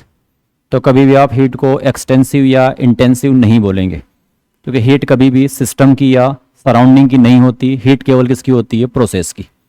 जब तक प्रोसेस हो रहा है तब तक वो हीट है, जहाँ वो प्रोसेस खत्म हुआ वो फिर एनर्जी है। और ये एक्सटेंसिव इंटेंसिव किसके नेचर हैं ये, या किसकी प्रॉपर्टीज़ हैं, ये सिस्टम की है। तो लिखना, heat are not a properties of system और surrounding, therefore not classified into a extensive and intensive property, therefore not classified into a extensive and intensive properties.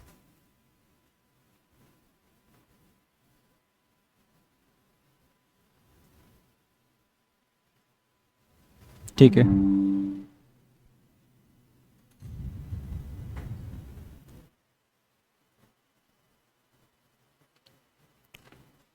दूसरी बात ये हो गया, इसको बढ़ाऊँ आगे। ये चीज़ें हैं कुछ, उसके अलावा यूनिट का थोड़ा सा काम है।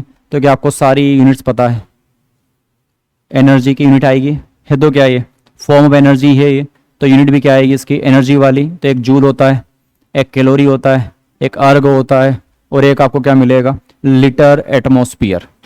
तो सबके आपको रिलेशन लिखने हैं कि क्या क्या होते हैं, तो बना पाएंगे। तो आगे लिखेंगे इसके बाद आप, यूनिट ऑफ हीट,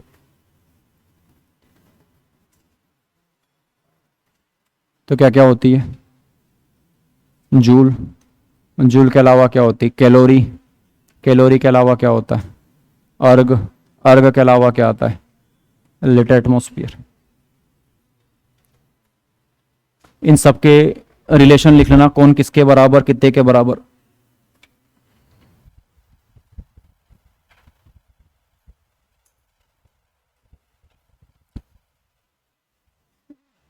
कितने कितने,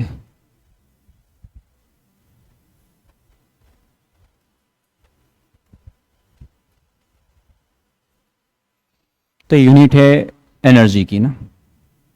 तो आगे जाके आपको वर्क में मिलेगा सब ये, कि वर्क आपको दिया रहेगा लीटर एटमॉस्फेयर में, जूल में, कैलोरी में। इंटरनल एनर्जी आपको दी रहेगी जूल में, कैलोरी में, सर बहुत चलेगा ये तो ये सारे रिलेशंस आपको पता होने चाहिए, जूल के, कैलोरी के, अर्ग के, और एक किसके, लीटर एटमॉस्फेयर के। तो कहीं पढ़ा होगा आपने कि 1 कैलोरी, 1 कैलोरी कितने जूल के बराबर, 1 कैलोरी में कितने जूल होते हैं, 1 कैलोरी में जूल होते हैं कितने, 4.18 जूल। तो 4.8 होता है, पर अपन इसको नियरली कितना मान के चलेंगे, तो 1 कैलोरी किसके इक्वल, 4.2 जूल के इक्वल। 1 जूल में कितने अर्ग होते हैं, 1 जूल में अर्ग कितना आएगा फिर ये, 1 जूल कितने अर्ग के इक्वल है, 10⁻7। ठीक है, तो 1 जूल किसके इक्वल फिर, 10⁻7 अर्ग के। ठीक है, दूसरी बात, ये जो 1 लीटर एटमॉस्फेयर है, ये बहुत लगेगा, ठीक। तो ये जो 1 लीटर एटमॉस्फेयर है, ये अराउंड होता है 101.18 है वो, पर उसका 0.03 है वो, पर उससे का मतलब नहीं है अपने को। तो 1 लीटर के अराउंड कितना है, 101 जूल।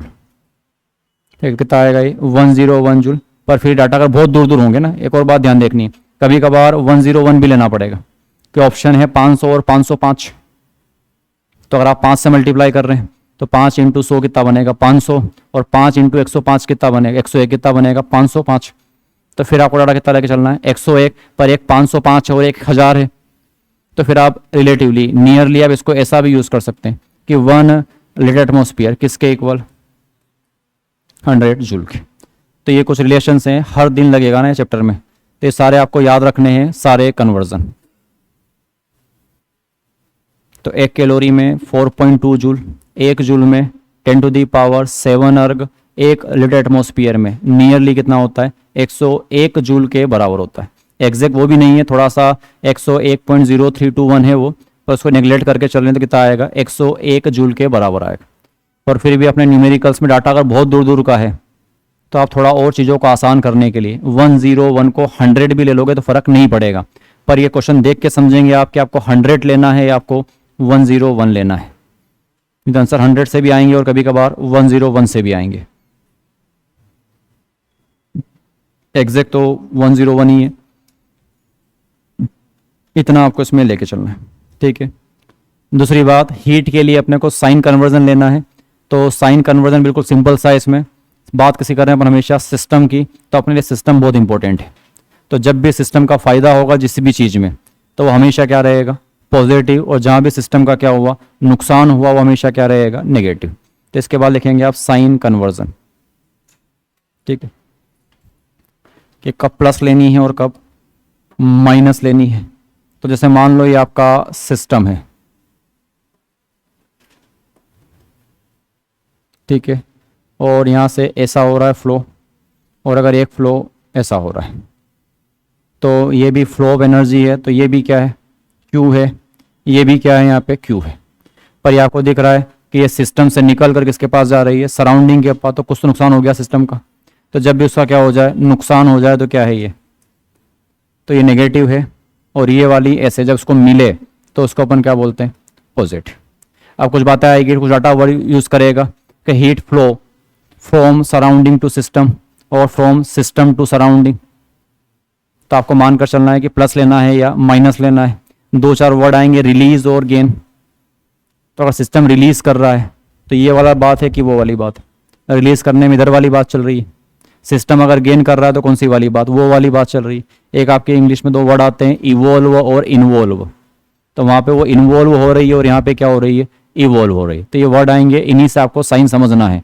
डाटा आपको एक ही देगा प्लस में, पर प्लस रखना है कि आपको माइनस रखना है, वो आपको यहाँ समझना पड़ेगा।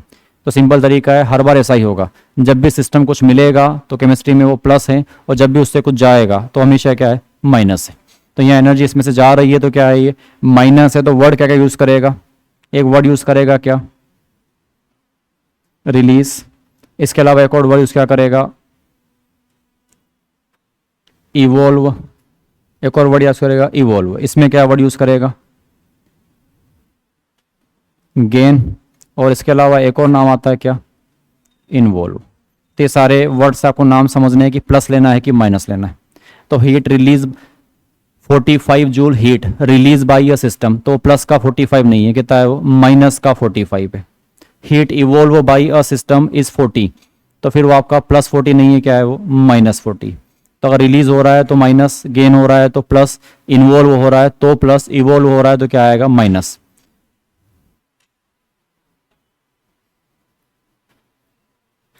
On the system, by the system आ जाए तो बाय द सिस्टम मतलब सिस्टम से जा रही है, ऑन द सिस्टम मतलब सिस्टम को क्या हो रही है, मिल रही है। पर ये on the by the work में आपको ज़्यादा मिलेंगे, यहाँ आपको रेयर ही मिलेगा ये ऑन द सिस्टम और बाय द सिस्टम। और इस चैप्टर में बहुत इंपॉर्टेंस है इन चीज़ का ना, कि वैल्यू प्लस में लेनी है या माइनस में लेनी है। और एक और बात, आगे भी एक दिक्कत आएगी वर्क में जाके ना, कि आपसे बोले वर्क डन, तो बाय द और ऑन द में अलग अलग आता है। बाय द सिस्टम नेगेटिव होता है और on the system work positive होता है। और आपसे बोले क्वेश्चन में कि find out work done by the system, तो उसको पहले से पता है कि work done by the system है, तो आपको माइनस प्लस नहीं बताना है, आपको केवल क्या बताना है, मैग्नीट्यूड बताना होगा। तो ये भी एक दिक्कत देगा भी आगे जाके, क्योंकि दिक्कत बहुत है इस चैप्टर में। हर बार दो ऑप्शन क्या मिलेंगे, -20 +20 -30 +30। तो खेल तो प्लस माइनस का भी है, कि प्लस टिक करके आए कि माइनस टिक करके, आंसर तो आ जाएगा कि 30 आएगा, पर प्लस का 30 के माइनस का 30, वहाँ भी दिक्कत है कि उसको अगर पता हो तो अपने को नहीं बताना है, फिर अपने केवल क्या बताना है, मैग्नीट्यूड। जैसे यहाँ बोलूँ मैं आपसे कि चेंज इन हीट, तो अगर रिलीज हो रही है तो क्या बोलोगे, नहीं इसी में आपसे बोले कि चेंज इन हीट, ऐसा पूछे आपसे इस वाले में, मान लो यहाँ से कितनी निकली 45, तो चेंज इन हीट 45 नहीं आएगा, चेंज इन हीट कितना आएगा, माइनस का 45। ये टिक करके आना पड़ेगा आपको। और इसी में बोले कि हीट रिलीज बाय ये सिस्टम, तो फिर आपको टिक करके आना पड़ेगा 45, क्योंकि माइनस कुछ नहीं बता रहे, माइनस क्या बता रहा है कि वो हीट क्या हो रही है, रिलीज हो रही है। और अगर उसको पहले से पता है कि हीट अगर क्या हुई है, रिलीज हुई है, तो आपको केवल क्या बताना है, साइन बताना है। तो ये भी आगे क्वेश्चंस करेंगे आप, तो वहाँ दिखिएगा आपको कि दोनों बार आपके जो आंसर हैं वो अलग अलग आ रहे हैं, कि पूछा दोनों बार हीट ही था, और एक बार किसी बुक में आंसर प्लस दिया हुआ है, एक बार क्या दिया हुआ है, माइनस, थोड़ा सा वर्ड चेंज कर दिया है। एक बार पूछा था चेंज इन हीट, और एक बार पूछा था heat release by A system. तो रिलीज बाय ए सिस्टम तो माइनस में नहीं आएगी, माइनस कुछ होता नहीं है, हीट है वो, तो चेंज तो ही होगी, तो प्लस में आई होगी। माइनस तो क्या बता रहा है कि वो हीट क्या हुई है, रिलीज हुई है कहाँ से, सिस्टम से। और प्लस क्या बता रहा है, वो मिली है किसको, सिस्टम को। तो गेन में वो दिक्कत नहीं आएगी आपको कि फिर प्लस ही टिक करना है, पर ये रिलीज वाले केस में आंसर दोनों आ जाएंगे। पूछने का तरीका बस अलग अलग होगा, change in heat -45, heat release by A system +45। तो ये भी आगे दिखेगा। तो ये बस इतना है, इसमें आगे बढ़ें तो ये तो हो गया हीट, इसका ज़्यादा काम है नहीं। इसके बाद इसमें दो प्रोसेस और हैं, एक होता है रिवर्सिबल प्रोसेस और एक क्या होता है, इरिवर्सिबल प्रोसेस। तो आगे लिखेंगे आप reversible and irreversible process, reversible and irreversible process, reversible and irreversible process, reversible and irreversible process. और पहले आप लिख लेना रिवर्सिबल प्रोसेस, वापस नहीं डालना, रिवर्सिबल प्रोसेस, रिवर्सिबल प्रोसेस। कुछ थ्योरेटिकल क्वेश्चन बनेंगे यहाँ से, किसमें ड्राइविंग फोर्स अपोजिंग फोर्स के में बहुत ज़्यादा अंतर है, या वो दोनों नियरली क्या है, सेम है, किसमें एक्सटर्नल प्रेशर कांस्टेंट है, किसमें एक्सटर्नल प्रेशर क्या करेगा, वेरी करेगा, किसमें इक्विलिब्रियम बार बार आएगा और किसमें इक्विलिब्रियम केवल 2 बार आएगा, एक बार इनिशियल स्टेट पे और एक बार फाइनल स्टेट पे। तो ऐसा न्यूमेरिकल नहीं आएगा, सारा कुछ डिफरेंसेस हैं, वहाँ से आपको ऑप्शंस में ऐसा लिखा रहेगा कि which of the following true for reversible और which of the following true for irreversible. अब रही बात, रिएक्शन तो है नहीं, ये तो पढ़ाना आपने कि रिएक्शन का रिवर्सिबल रिएक्शन क्या होती है, जिसमें फॉरवर्ड की और बैकवर्ड की रेट क्या हो, बराबर हो। ठीक है, मतलब जिसमें दोनों टाइप के रेट हो उसे क्या बोलते हैं, रिवर्सिबल। और इरिवर्सिबल क्या होता है, जो केवल कहाँ आती है, फॉरवर्ड में। तो यहाँ भी ऐसा 2 नाम आएगा, एक रिवर्सिबल प्रोसेस और एक क्या रहेगी, इरिवर्सिबल प्रोसेस रहेगी। थोड़ा सा डिफरेंस है रिवर्सिबल में और किसमें, इरिवर्सिबल में। रिवर्सिबल में आपका जो प्रोसेस होगा बहुत छोटे छोटे पार्ट में होगा कि आपको जो एनर्जी का चेंज है वो लगभग कितना लाना है, जीरो लाना है। तो चेंज एनर्जी नियरली कितनी होनी चाहिए, जीरो होनी चाहिए। और वापस सिस्टम अगर आप रिवर्स कर दें तो उसकी इनिशियल स्टेट में क्या हो जाना चाहिए, आ जाना चाहिए। होता क्या है, थोड़ा सा ऐसा रेत वेत करके एग्जाम्पल समझा जाता है कि मान लो यहाँ पे कोई गैस भरी हुई है और यहाँ पे क्या लगा हुआ है, पिस्टन। ठीक है, यहाँ पे भी गैस भरी हुई है और यहाँ पे भी क्या लगा हुआ है, पिस्टन। तो दो प्रोसेस है, एक तो इसको ऊपर उठाएंगे, एक बार इसको कहाँ लाएंगे, नीचे लाएंगे। ऊपर जाना मतलब एक्सपांड, नीचे आना मतलब कंप्रेस्ड। ऊपर जाएगा तो एक्सपांड, नीचे आएगा तो क्या होगा, कंप्रेस्ड। ऊपर से वर्क कर रहे हैं तो उसको बोलते हैं ऑन द सिस्टम। ये वाला जो रहेगा क्या रहेगा, ये बाय द सिस्टम में आगे आएगा। ये इसमें दो तरीके हैं, मुझे पिस्टन कहाँ लाना है, नीचे। तो इसको दो अलग अलग तरीकों से ला सकते हैं। देखो यहाँ भी गैस है तो ऊपर से क्या लग रहा होगा, पी एक्सटर्नल, और अंदर से क्या लग रहा होगा ऊपर, पी इंटरनल।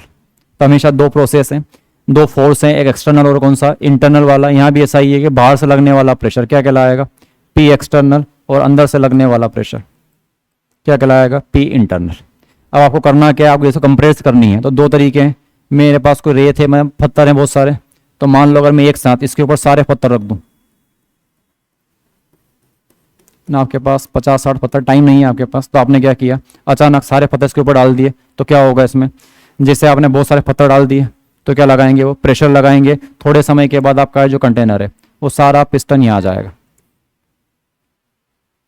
तो पहले रुका हुआ था, ये अंदर बाहर वाला फोर्स, ऊपर वाला फोर्स क्या था, इनिशियली बराबर था, पर जैसे ही आपने बहुत सारे क्या डाल दिए, सारे पत्थर, ये कहाँ गया, यहाँ पे नीचे। तो एक बार इक्विलिब्रियम यहाँ पे था और एक बार इक्विलिब्रियम यहाँ पे आया। तो केवल कितनी बार आता है, दो बार इक्विलिब्रियम आता है। तो इस टाइप के प्रोसेस को बोलते हैं क्या, ये इरिवर्सिबल प्रोसेस है। रिवर्सिबल प्रोसेस में क्या होता है कि ऐसे एक साथ नहीं डालना है, पहले आपने इसके ऊपर एक पत्थर डाला तो उसने क्या बढ़ाया होगा, थोड़ा सा क्या बढ़ाया होगा, पी एक्सटर्नल बढ़ाया होगा, तो पिस्टन कहाँ आया होगा, थोड़ा सा नीचे आया होगा, फिर रुक गया होगा। क्योंकि अगर वो नीचे आएगा तो इसका वॉल्यूम क्या होगा, डिक्रीज होगा, तो गैस का प्रेशर फिर क्या होगा, यहाँ पे बढ़ेगा। यहाँ प्रेशर क्या हो गया होगा, उसका बढ़ गया होगा, थोड़ा सा उसमें वेरिएशन आया होगा, फिर थोड़ा नीचे आया, फिर आपने दूसरा पत्थर वापस रख दिया, फिर थोड़ा नीचे आया, फिर आपने तीसरा रखा, फिर आपने चौथा, पांचवा, छठा, सातवां, सब एक एक करके क्या करते जा रहे हैं, रखते जा रहे हैं। तो ऐसा ही बोलते हैं इस वाली प्रोसेस में इनफाइनाइट टाइम्स क्या आएगा, इक्विलिब्रियम आएगा। और इतने छोटे छोटे पार्ट में करना होता है कि एनर्जी का चेंज क्या होना चाहिए, हर स्टेप में कैसा आना चाहिए, जीरो आना चाहिए। क्योंकि मान लो पोड एनर्जी क्या बनेगी, एच रो जी, कि हाइट कितनी है उससे निकालनी पड़ेगी। तो यहाँ पे हाइट अचानक से क्या हो गई, उसकी डिक्रीज हो गई, तो यहाँ पे क्या आया, उसकी एनर्जी में चेंज आया। और वहाँ अपने इतने छोटे स्टेप लिए कि उसका जो हाइट है वो हमेशा क्या रहेगा, नेग्लिजिबल ही चेंज आएगा। तो क्या मानेंगे वहाँ पे, एनर्जी का लॉस क्या होना चाहिए, मिनिमम या लगभग कितना होना चाहिए, जीरो होना चाहिए। उसको नाम दिया गया क्या, रिवर्सिबल। इसको नाम दिया गया क्या, इरिवर्सिबल प्रोसेस। दूसरी बात इसमें देखो, आप जो पी एक्सटर्नल है वो हमेशा क्या रहेगा, कांस्टेंट रहेगा। एक बार बदला वो, जैसे आपने डाला कुछ नई वैल्यू आ गई, तो इसका जो पी एक्सटर्नल है ये इंपॉर्टेंट है। तो जहां आपके पी एक्सटर्नल कैसे हैं, कांस्टेंट है, उसको नाम दिया गया है क्या, इरिवर्सिबल। और यहां पे आपने पहले एक पत्थर डाला तो ये कुछ बदला, दूसरा डाला फिर ये बदला, तीसरा डाला फिर ये बदला, चौथा डाला फिर ये बदला। इसमें जो पी एक्सटर्नल है वो कैसा रहता है, यहाँ पे वेरिएबल। तो ये कुछ बातें हैं कि इसमें क्या होता है।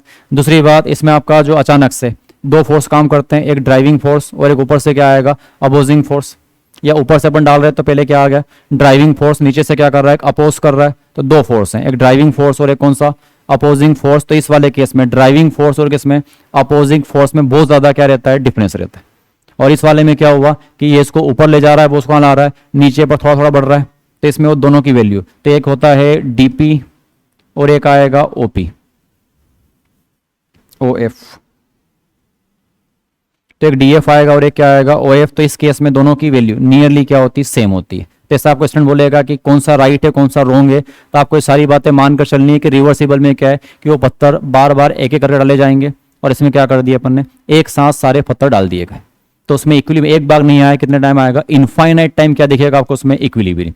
इसमें कितनी बार आएगा, केवल दो बार आता है, एक बार इनिशियल स्टेट पे और एक बार कौन सी वाली पे, फाइनल स्टेट पे ही आता है। इसमें आपका जो पी एक्सटर्नल है वो भी आप बोल सकते हैं कि पी एक्सटर्नल बहुत ज्यादा है किससे, पी इंटरनल से। इस वाले में आपका जो पी एक्सटर्नल है या जो आपका पी इंटरनल ले लो, पी इंटरनल बराबर है किसके, P external plus of DP के। तो सारा ये थ्योरेटिकल पॉइंट है, दोनों में डिफरेंस लिखेंगे लास्ट में कि कैसे कैसे इनमें बहुत सारी बातें हुई।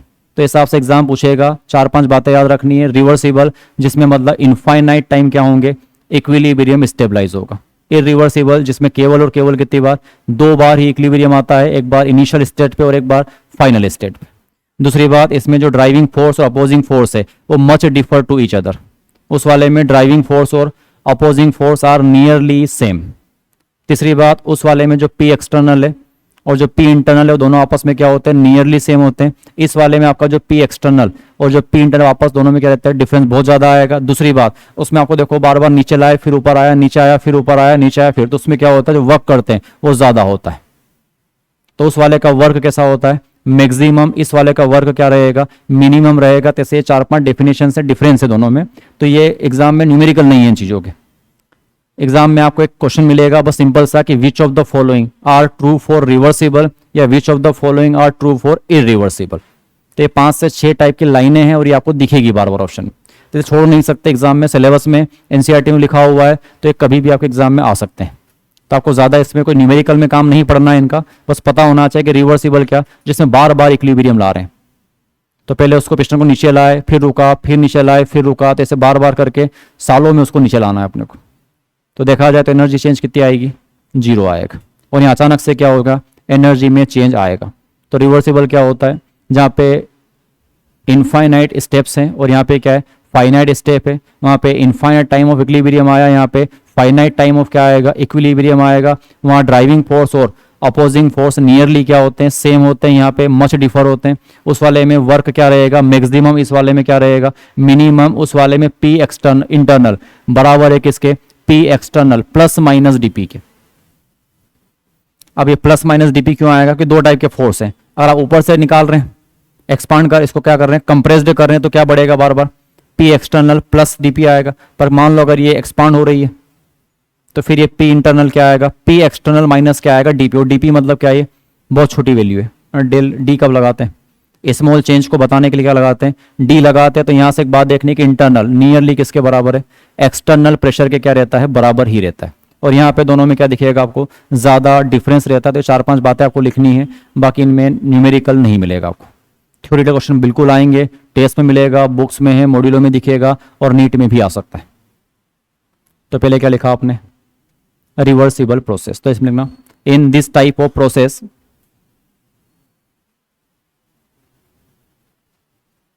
in this type of process system undergoes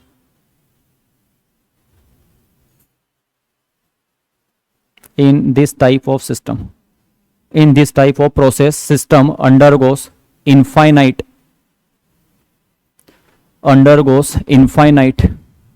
steps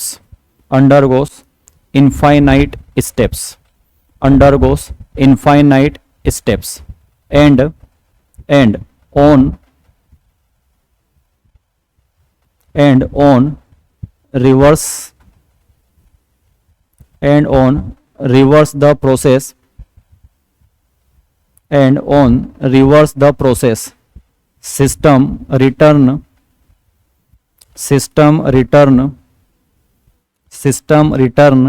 their initial state।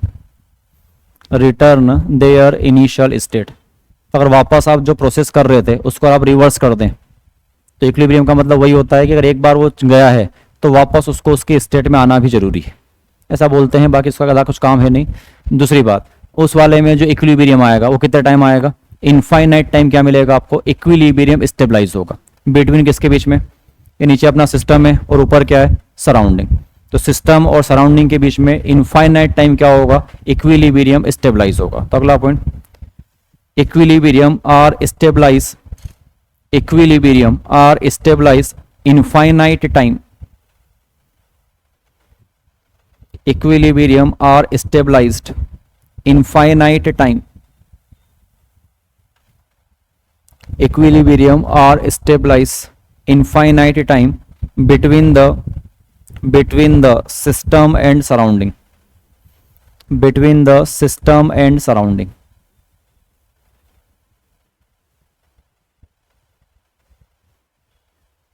ठीक है।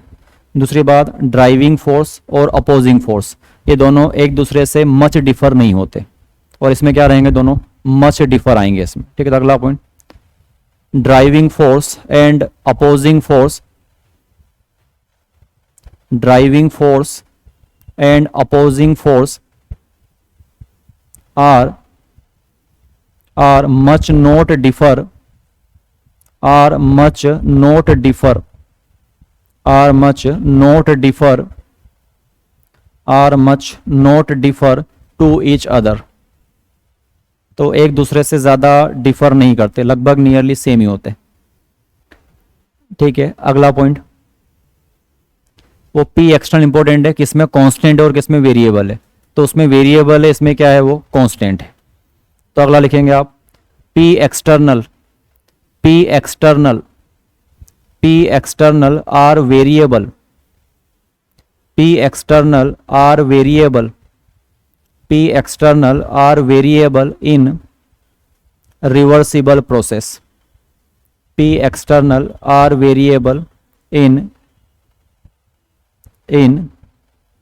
रिवर्सिबल प्रोसेस, ठीक है। अगली बात, ये एक्सटर्नल नियरली क्या होते हैं, सेम ही होते हैं, ठीक है। तो अगला point, external and internal pressure, external and internal pressure, एक ही बात है, इंटरनल एक्सटर्नल या एक्सटर्नल इंटरनल, ठीक है।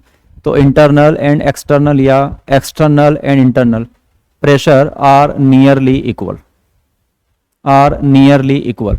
और ये रिलेशन भी लिख लेना, कभी दिखिएगा एंड ऐसा, ये जो पी एक्सटर्नल है या पी इंटरनल जो भी लिख दो, प्लस माइनस दोनों में ही आएगा। एंड पी इंटरनल ये बराबर होता है P external plus minus of DP के। थोड़ा सा चेंज है, डी का यूज करते हैं छोटे से चेंज को बताने के लिए, क्या यूज करते हैं, डी। तो प्लस माइनस है, अब एक्सपांड हो रहा है कि कंप्रेस्ड हो रहा है, उसके अकॉर्डिंग वो दिखिएगा ना। अगर आप एक्सपांड करवाना चाह रहे हैं, मतलब कहीं ना कहीं आपको इंटरनल को ज़्यादा लेके चलना पड़ेगा, तो फार्मूला क्या बनेगा, P internal equals to P external minus dP. और अगर आप कंप्रेस्ड करवाना चाह रहे हैं तो फिर वो एक्सटर्नल ज़्यादा होना चाहिए, ठीक है। तो फर्क नहीं पड़ता, वैसा लिखा रहेगा।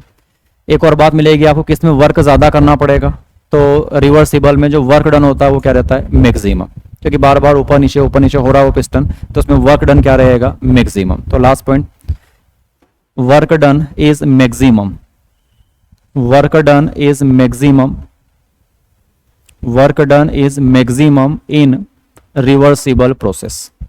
तो ये 7-8 पॉइंट है, ये आपको ऑप्शंस के फॉर्म में दिखेंगे, तो ये सारे आपको याद होने चाहिए। बाकी आगे थर्मो में इसका कोई काम नहीं है अपने को, इन प्रोसेसेस का। तो ये हुआ reversible, as it is same क्या लिखना है आपको, इररिवर्सिबल प्रोसेस, मतलब सारी बातें लगभग जस्ट उल्टी हो जाएगी और कुछ नहीं, ठीक है। तो अगला एक नाम लिखेंगे आप, irreversible process, irreversible process, irreversible process, ठीक। तो पहली बात वही,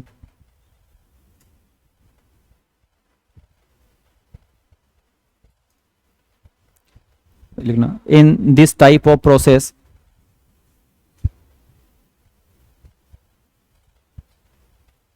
in this type of process system undergoes finite steps, finite है ना, मतलब 2 4 5 भी हो सकती है, 2 नहीं होती जरूरी।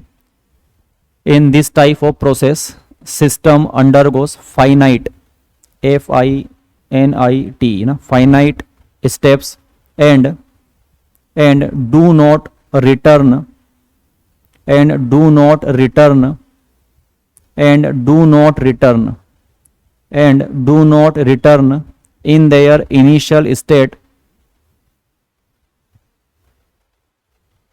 and do not return in its initial state by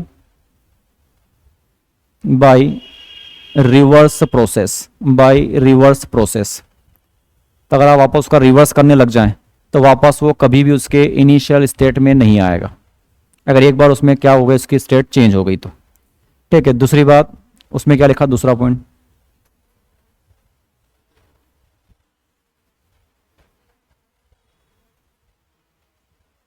हाँ तो लिखना equilibrium, equilibrium are stabilize finite time, equilibrium are stabilize finite time, equilibrium or stabilize finite time between the system and surrounding.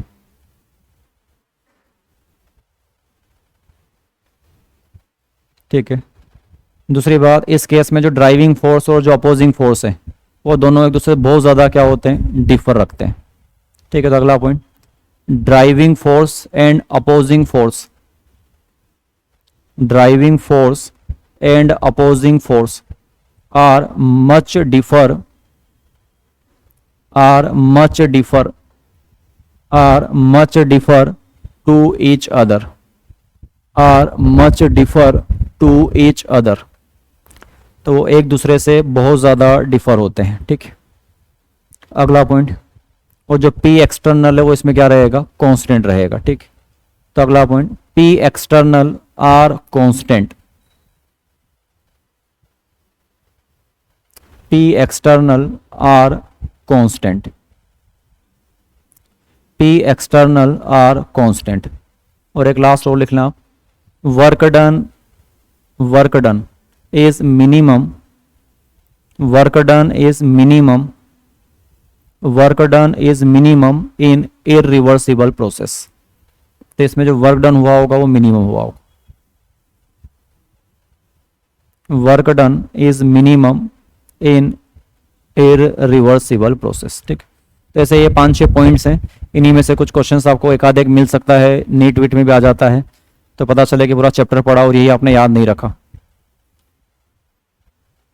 है ना। पूरा चैप्टर पढ़ लिया अपन ने और यही वाले ऑप्शंस आ गए एग्जाम में और फिर अपन ने यही याद नहीं रखे, तो फिर क्या मिला अपने को इतना कुछ पढ़ के।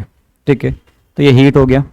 अगला इसमें आएगा वर्क क्या होता है, तो वर्क आपको पता ही है, फोर्स इनटू डिस्प्लेसमेंट, तो उससे एक फार्मूला बनेगा P इंटू डेल वी वाला, पर बनाने जाऊँगा तो formula P into del V आएगा, पर केमिस्ट्री में दिक्कत आएगी, केमिस्ट्री में वो फार्मूला सही नहीं बैठेगा, तो उसको सही करने के लिए आगे माइनस लगा देंगे, तो फार्मूला क्या आ जाएगा, माइनस ऑफ क्या आ जाएगा, P डेल वी। तो फार्मूला डिराइव करना है अपने को, बाकी कुछ है नहीं, तो लिखना लेंगे आप वर्क। एक अगली हेडिंग है वर्क, अभी तो 1:15 तक है यार, मेरे को सिलेबस कराना, तो अगली हेडिंग आएगी इसमें वर्क क्या होता है। ठीक है, तो वैसे वर्क जो होते हैं वो अलग अलग टाइप के होते हैं, ऐसा भी नहीं कि 3 टाइप ही होते हैं, वर्क के दुनिया में बहुत टाइप है। ठीक है, तो एक वर्क होता है मैकेनिकल, एक मैकेनिकल वर्क होते हैं, इसके अलावा कुछ वर्क होते हैं इलेक्ट्रिक वर्क, कुछ इलेक्ट्रिक वर्क होते हैं, और कुछ जो होते हैं उसको बोलते हैं पीवी वर्क। तो पहली बात तो अपने को वर्क नहीं पढ़ना है, अपने को इस चैप्टर में केवल क्या पढ़ना है, ये पीवी वर्क। तो फिर ऐसा लिख लें आपके वर्क के टाइप हैं 3 ही अपने सिलेबस में, पर ऐसा नहीं है ना 3 टाइप के वर्क हैं, काम तो देखो बहुत सारे हैं दुनिया में। ठीक, तो इनफाइनाइट टाइप ऑफ वर्क हैं, उसमें से अपने जनरली सिलेबस में 3-4 नाम आते हैं कि एक मैकेनिकल वर्क क्या होता है, ये इलेक्ट्रिक वर्क वापस मेरे को लगेगा जब इलेक्ट्रोकेमिस्ट्री में डेल्टा जी आप डिराइव करेंगे तो वहाँ आएगा ये Q इंटू वी करके। ठीक है, और बाकी वो तो कभी काम नहीं पड़ेगा अपने को मैकेनिकल वर्क से, मेन काम है अपने किससे, पीवी वर्क से। तो एक वर्क होता है कौन सा, पीवी वर्क, वो अपने को इस चैप्टर में पढ़ना है। ठीक, पीवी वर्क, तो वापस वही बात, वर्क कोई है नहीं, मतलब काम है वो, तो उसको आप निकाल नहीं सकते, तो इसको भी कभी भी आप एक्सटेंसिव और इंटेंसिव में क्लासिफाइड नहीं कर पाएंगे ना। एक्सटेंसिव है ना क्या है ये, इंटेंसिव ये तो बस आपने एनर्जी का एक फॉर्म है एक्सचेंज करने के लिए कि आपने दिया था कि आपको मिला था। ठीक, दूसरी बात कैसे निकाला गया होगा, एक फार्मूला होता है, बस वही डिराइव करूंगा कि मान लो यहाँ पे एक पिस्टन है, ये यहाँ पे सा रखा हुआ है, बाहर का प्रेशर P एक्सटर्नल, अंदर का प्रेशर P इंटरनल। तो वर्क कौन करेगा, मैं चाहता हूं कि कंप्रेस्ड वर्क पढ़ रहे हैं अपन, 2 टाइप के वर्क है आप सिलेबस में, एक क्या रहेगा कंप्रेस्ड वर्क और एक क्या रहेगा एक्सपांड वर्क। तो हमेशा वर्क इसके अगेंस्ट में होगा, पूरी केमिस्ट्री में इस एक्सटर्नल का पूरा काम है कि कितना इसको नीचे ला पा रहा है या कितना ये ऊपर जा पा रहा है। तो मान लो इसमें वर्क हुआ है तो अपन पढ़ रहे हैं कंप्रेस्ड वर्क, तो कुछ समय के बाद क्या हुआ होगा कि वो पिस्टन वहां से कहाँ गया होगा, यहाँ नीचे। तो पहले इसका जो वॉल्यूम था वो क्या रहेगा, V1 था, अब इसका जो वॉल्यूम आया होगा वो क्या होगा, V2 होगा। तो ये भी आपको समझना है कि कंप्रेस्ड वर्क अगर होंगे तो उनके वॉल्यूम क्या होंगे, डिक्रीज होंगे, और एक्सपांड वर्क होंगे तो उनके जो वॉल्यूम रहेंगे वो क्या होंगे, इंक्रीज होंगे। तो ये भी आपको आगे समझना है। कंप्रेस्ड वर्क पूरे सिलेबस में हमेशा पॉजिटिव है, और एक्सपांड वर्क हमेशा क्या आएंगे, नेगेटिव में आएंगे। ये भी आगे देखना है। एक बाय द सिस्टम है और एक ऑन द सिस्टम है ना। ये जो हो रहा है कंप्रेस्ड वर्क, आप इसको सिस्टम पे कर रहे हैं तो ये ऑन द सिस्टम पढ़ रहे हैं, आगे जाके क्या आएगा, बाय द सिस्टम भी आएगा। दूसरी बात, वर्क एक्चुअल में होता क्या है, फोर्स इनटू क्या लेते हैं, तो वर्क को आप क्या लेंगे, फोर्स इनटू क्या लेंगे आप, डिस्प्लेसमेंट। फिर फोर्स को आप क्या लिख सकते हैं, प्रेशर। प्रेशर जो होता है उसको आप क्या लिख सकते हैं,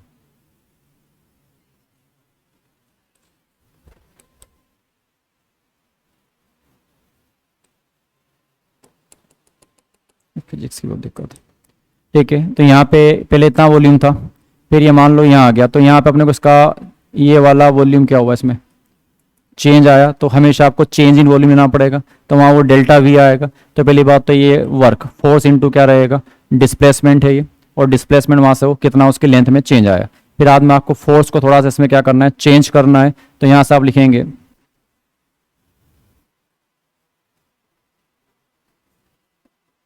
P equals to force by क्या होता है, एरिया। तो यहाँ से अगर आप फोर्स निकालेंगे तो आएगा प्रेशर मल्टीप्लाइड बाई क्या आएगा, एरिया। और एरिया क्या है यहाँ पे, ये एरिया इस पिस्टन का यहाँ पे क्या लेते हैं, एरिया ऑफ क्रॉस सेक्शन। तो इस पिस्टन का यहाँ पे एरिया लिया जाएगा, तो आप एफ को किससे रिप्लेस करेंगे, P इंटू ए से।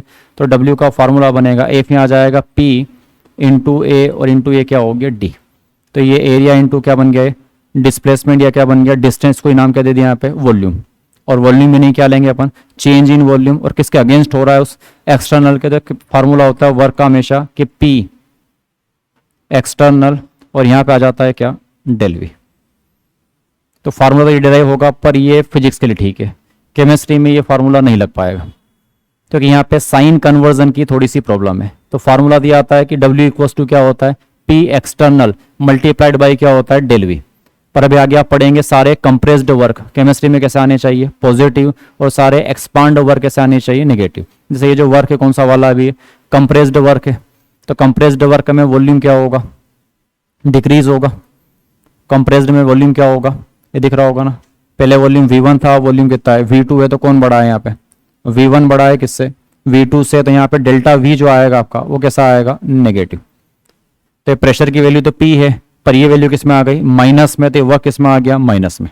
पर केमिस्ट्री में एक्सपांड वर्क कैसे चाहिए, नेगेटिव चाहिए। कंप्रेस्ड वर्क क्या चाहिए, पॉजिटिव चाहिए। तो कुछ था नहीं, उस साइन कन्वर्जन के कारण ही इस फार्मूले को चेंज कर दिया गया। सही फार्मूला फिजिक्स वाला ही है कि वहां पे आपको यही मिलता है कि W equals to P into क्या आता है, डेल वी। पर जब भी आप थर्मो में केमिस्ट्री में क्वेश्चन लगा रहे हैं तो आपको W equals to P external multiplied by del V नहीं करना है। आपको हमेशा केमिस्ट्री में वर्क डन के लिए क्या लगाना पड़ेगा, minus of P external into क्या आएगा, डेल्टा वी। क्योंकि जैसे कंप्रेस्ड वर्क है, यहाँ पे वॉल्यूम का चेंज कैसा आएगा, नेगेटिव आएगा। तो ये वाला नेगेटिव और ये वाला नेगेटिव दोनों क्या बन जाएंगे, पॉजिटिव बन जाएंगे। तो ये माइनस आया कहीं से नहीं है, इसको केवल उस फार्मूले को सही करने के लिए कि साइन सही आ जाए। बाकी फार्मूला यही वाला है, P एक्सटर्नल इंटू क्या आता है, डेल वी। ऐसे ही निकालते हैं कि work equals to force into क्या होता है, डिस्प्लेसमेंट। फिर फोर्स, प्रेशर क्या होता है, फोर्स बाय एरिया। तो यहाँ से फोर्स की वैल्यू क्या आएगी, प्रेशर मल्टीप्लाइड बाय एरिया। और आप एरिया में किसका मल्टीप्लाई करें, डिस्टेंस का। तो आपके पास क्या आ जाता है, वॉल्यूम। पर वॉल्यूम भी नहीं, क्या आएगा यहाँ पे, चेंज इन वॉल्यूम। और अगर ये वॉल्यूम डिक्रीज हो रहा होगा तो ये वैल्यू किस में आएगी, माइनस में। तो आपका कंप्रेस्ड वर्क किस में आ जाएगा, माइनस में। पर लाना किस में, प्लस में। इसलिए केमिस्ट्री में थोड़ा सा क्या किया है, साइन को चेंज कर दिया है। तो फार्मूला आपको यही लिखना है कि वर्क माइनस ऑफ क्या आएगा, P एक्सटर्नल मल्टीप्लाइड बाई कितना, डेल वी। तो ये रेंज देना डायरेक्ट, चाहे तो इसको लिखना डायरेक्ट, ठीक है। तो यही काम का है केमिस्ट्री में। बाकी आप फिजिक्स में वापस डिराइव करेंगे।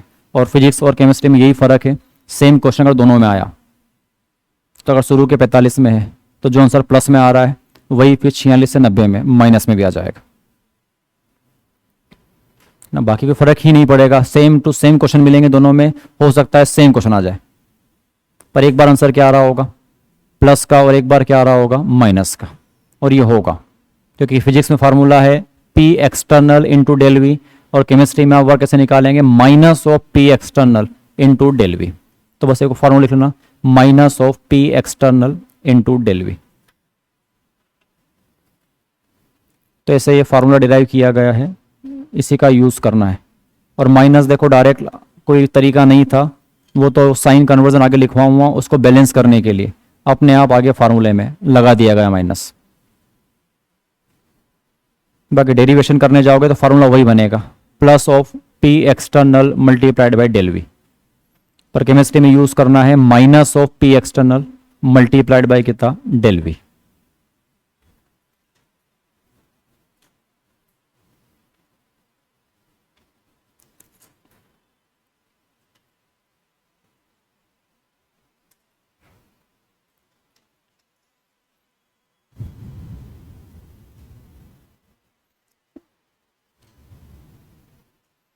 ठीक है, छोटे से दो नाम है, मतलब by the system, on the system.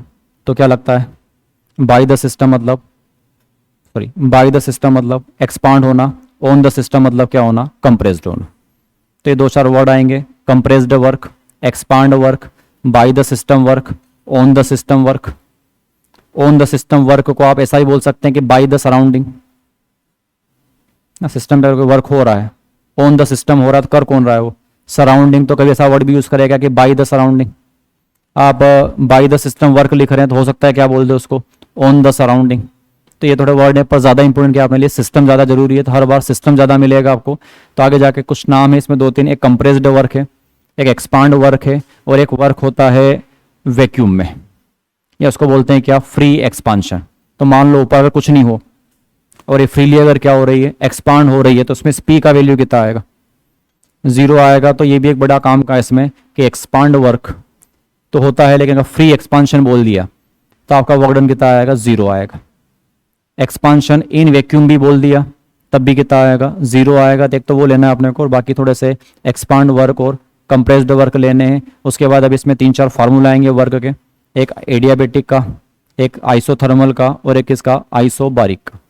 और ये फार्मूला किसका है, आइसोबारिक में तो ये फार्मूला लगाएंगे, लेकिन जब आइसोथर्मल में जाएंगे तो फिर थोड़ा सा इस पी को चेंज करना पड़ेगा, क्योंकि पी वहाँ कॉन्स्टेंट नहीं है। थोड़ा फार्मूला सुना होगा आपने कि work equals to minus of 2.303 nRT log of V2 by V1, या minus of 2.303 nRT log of P1 by P2।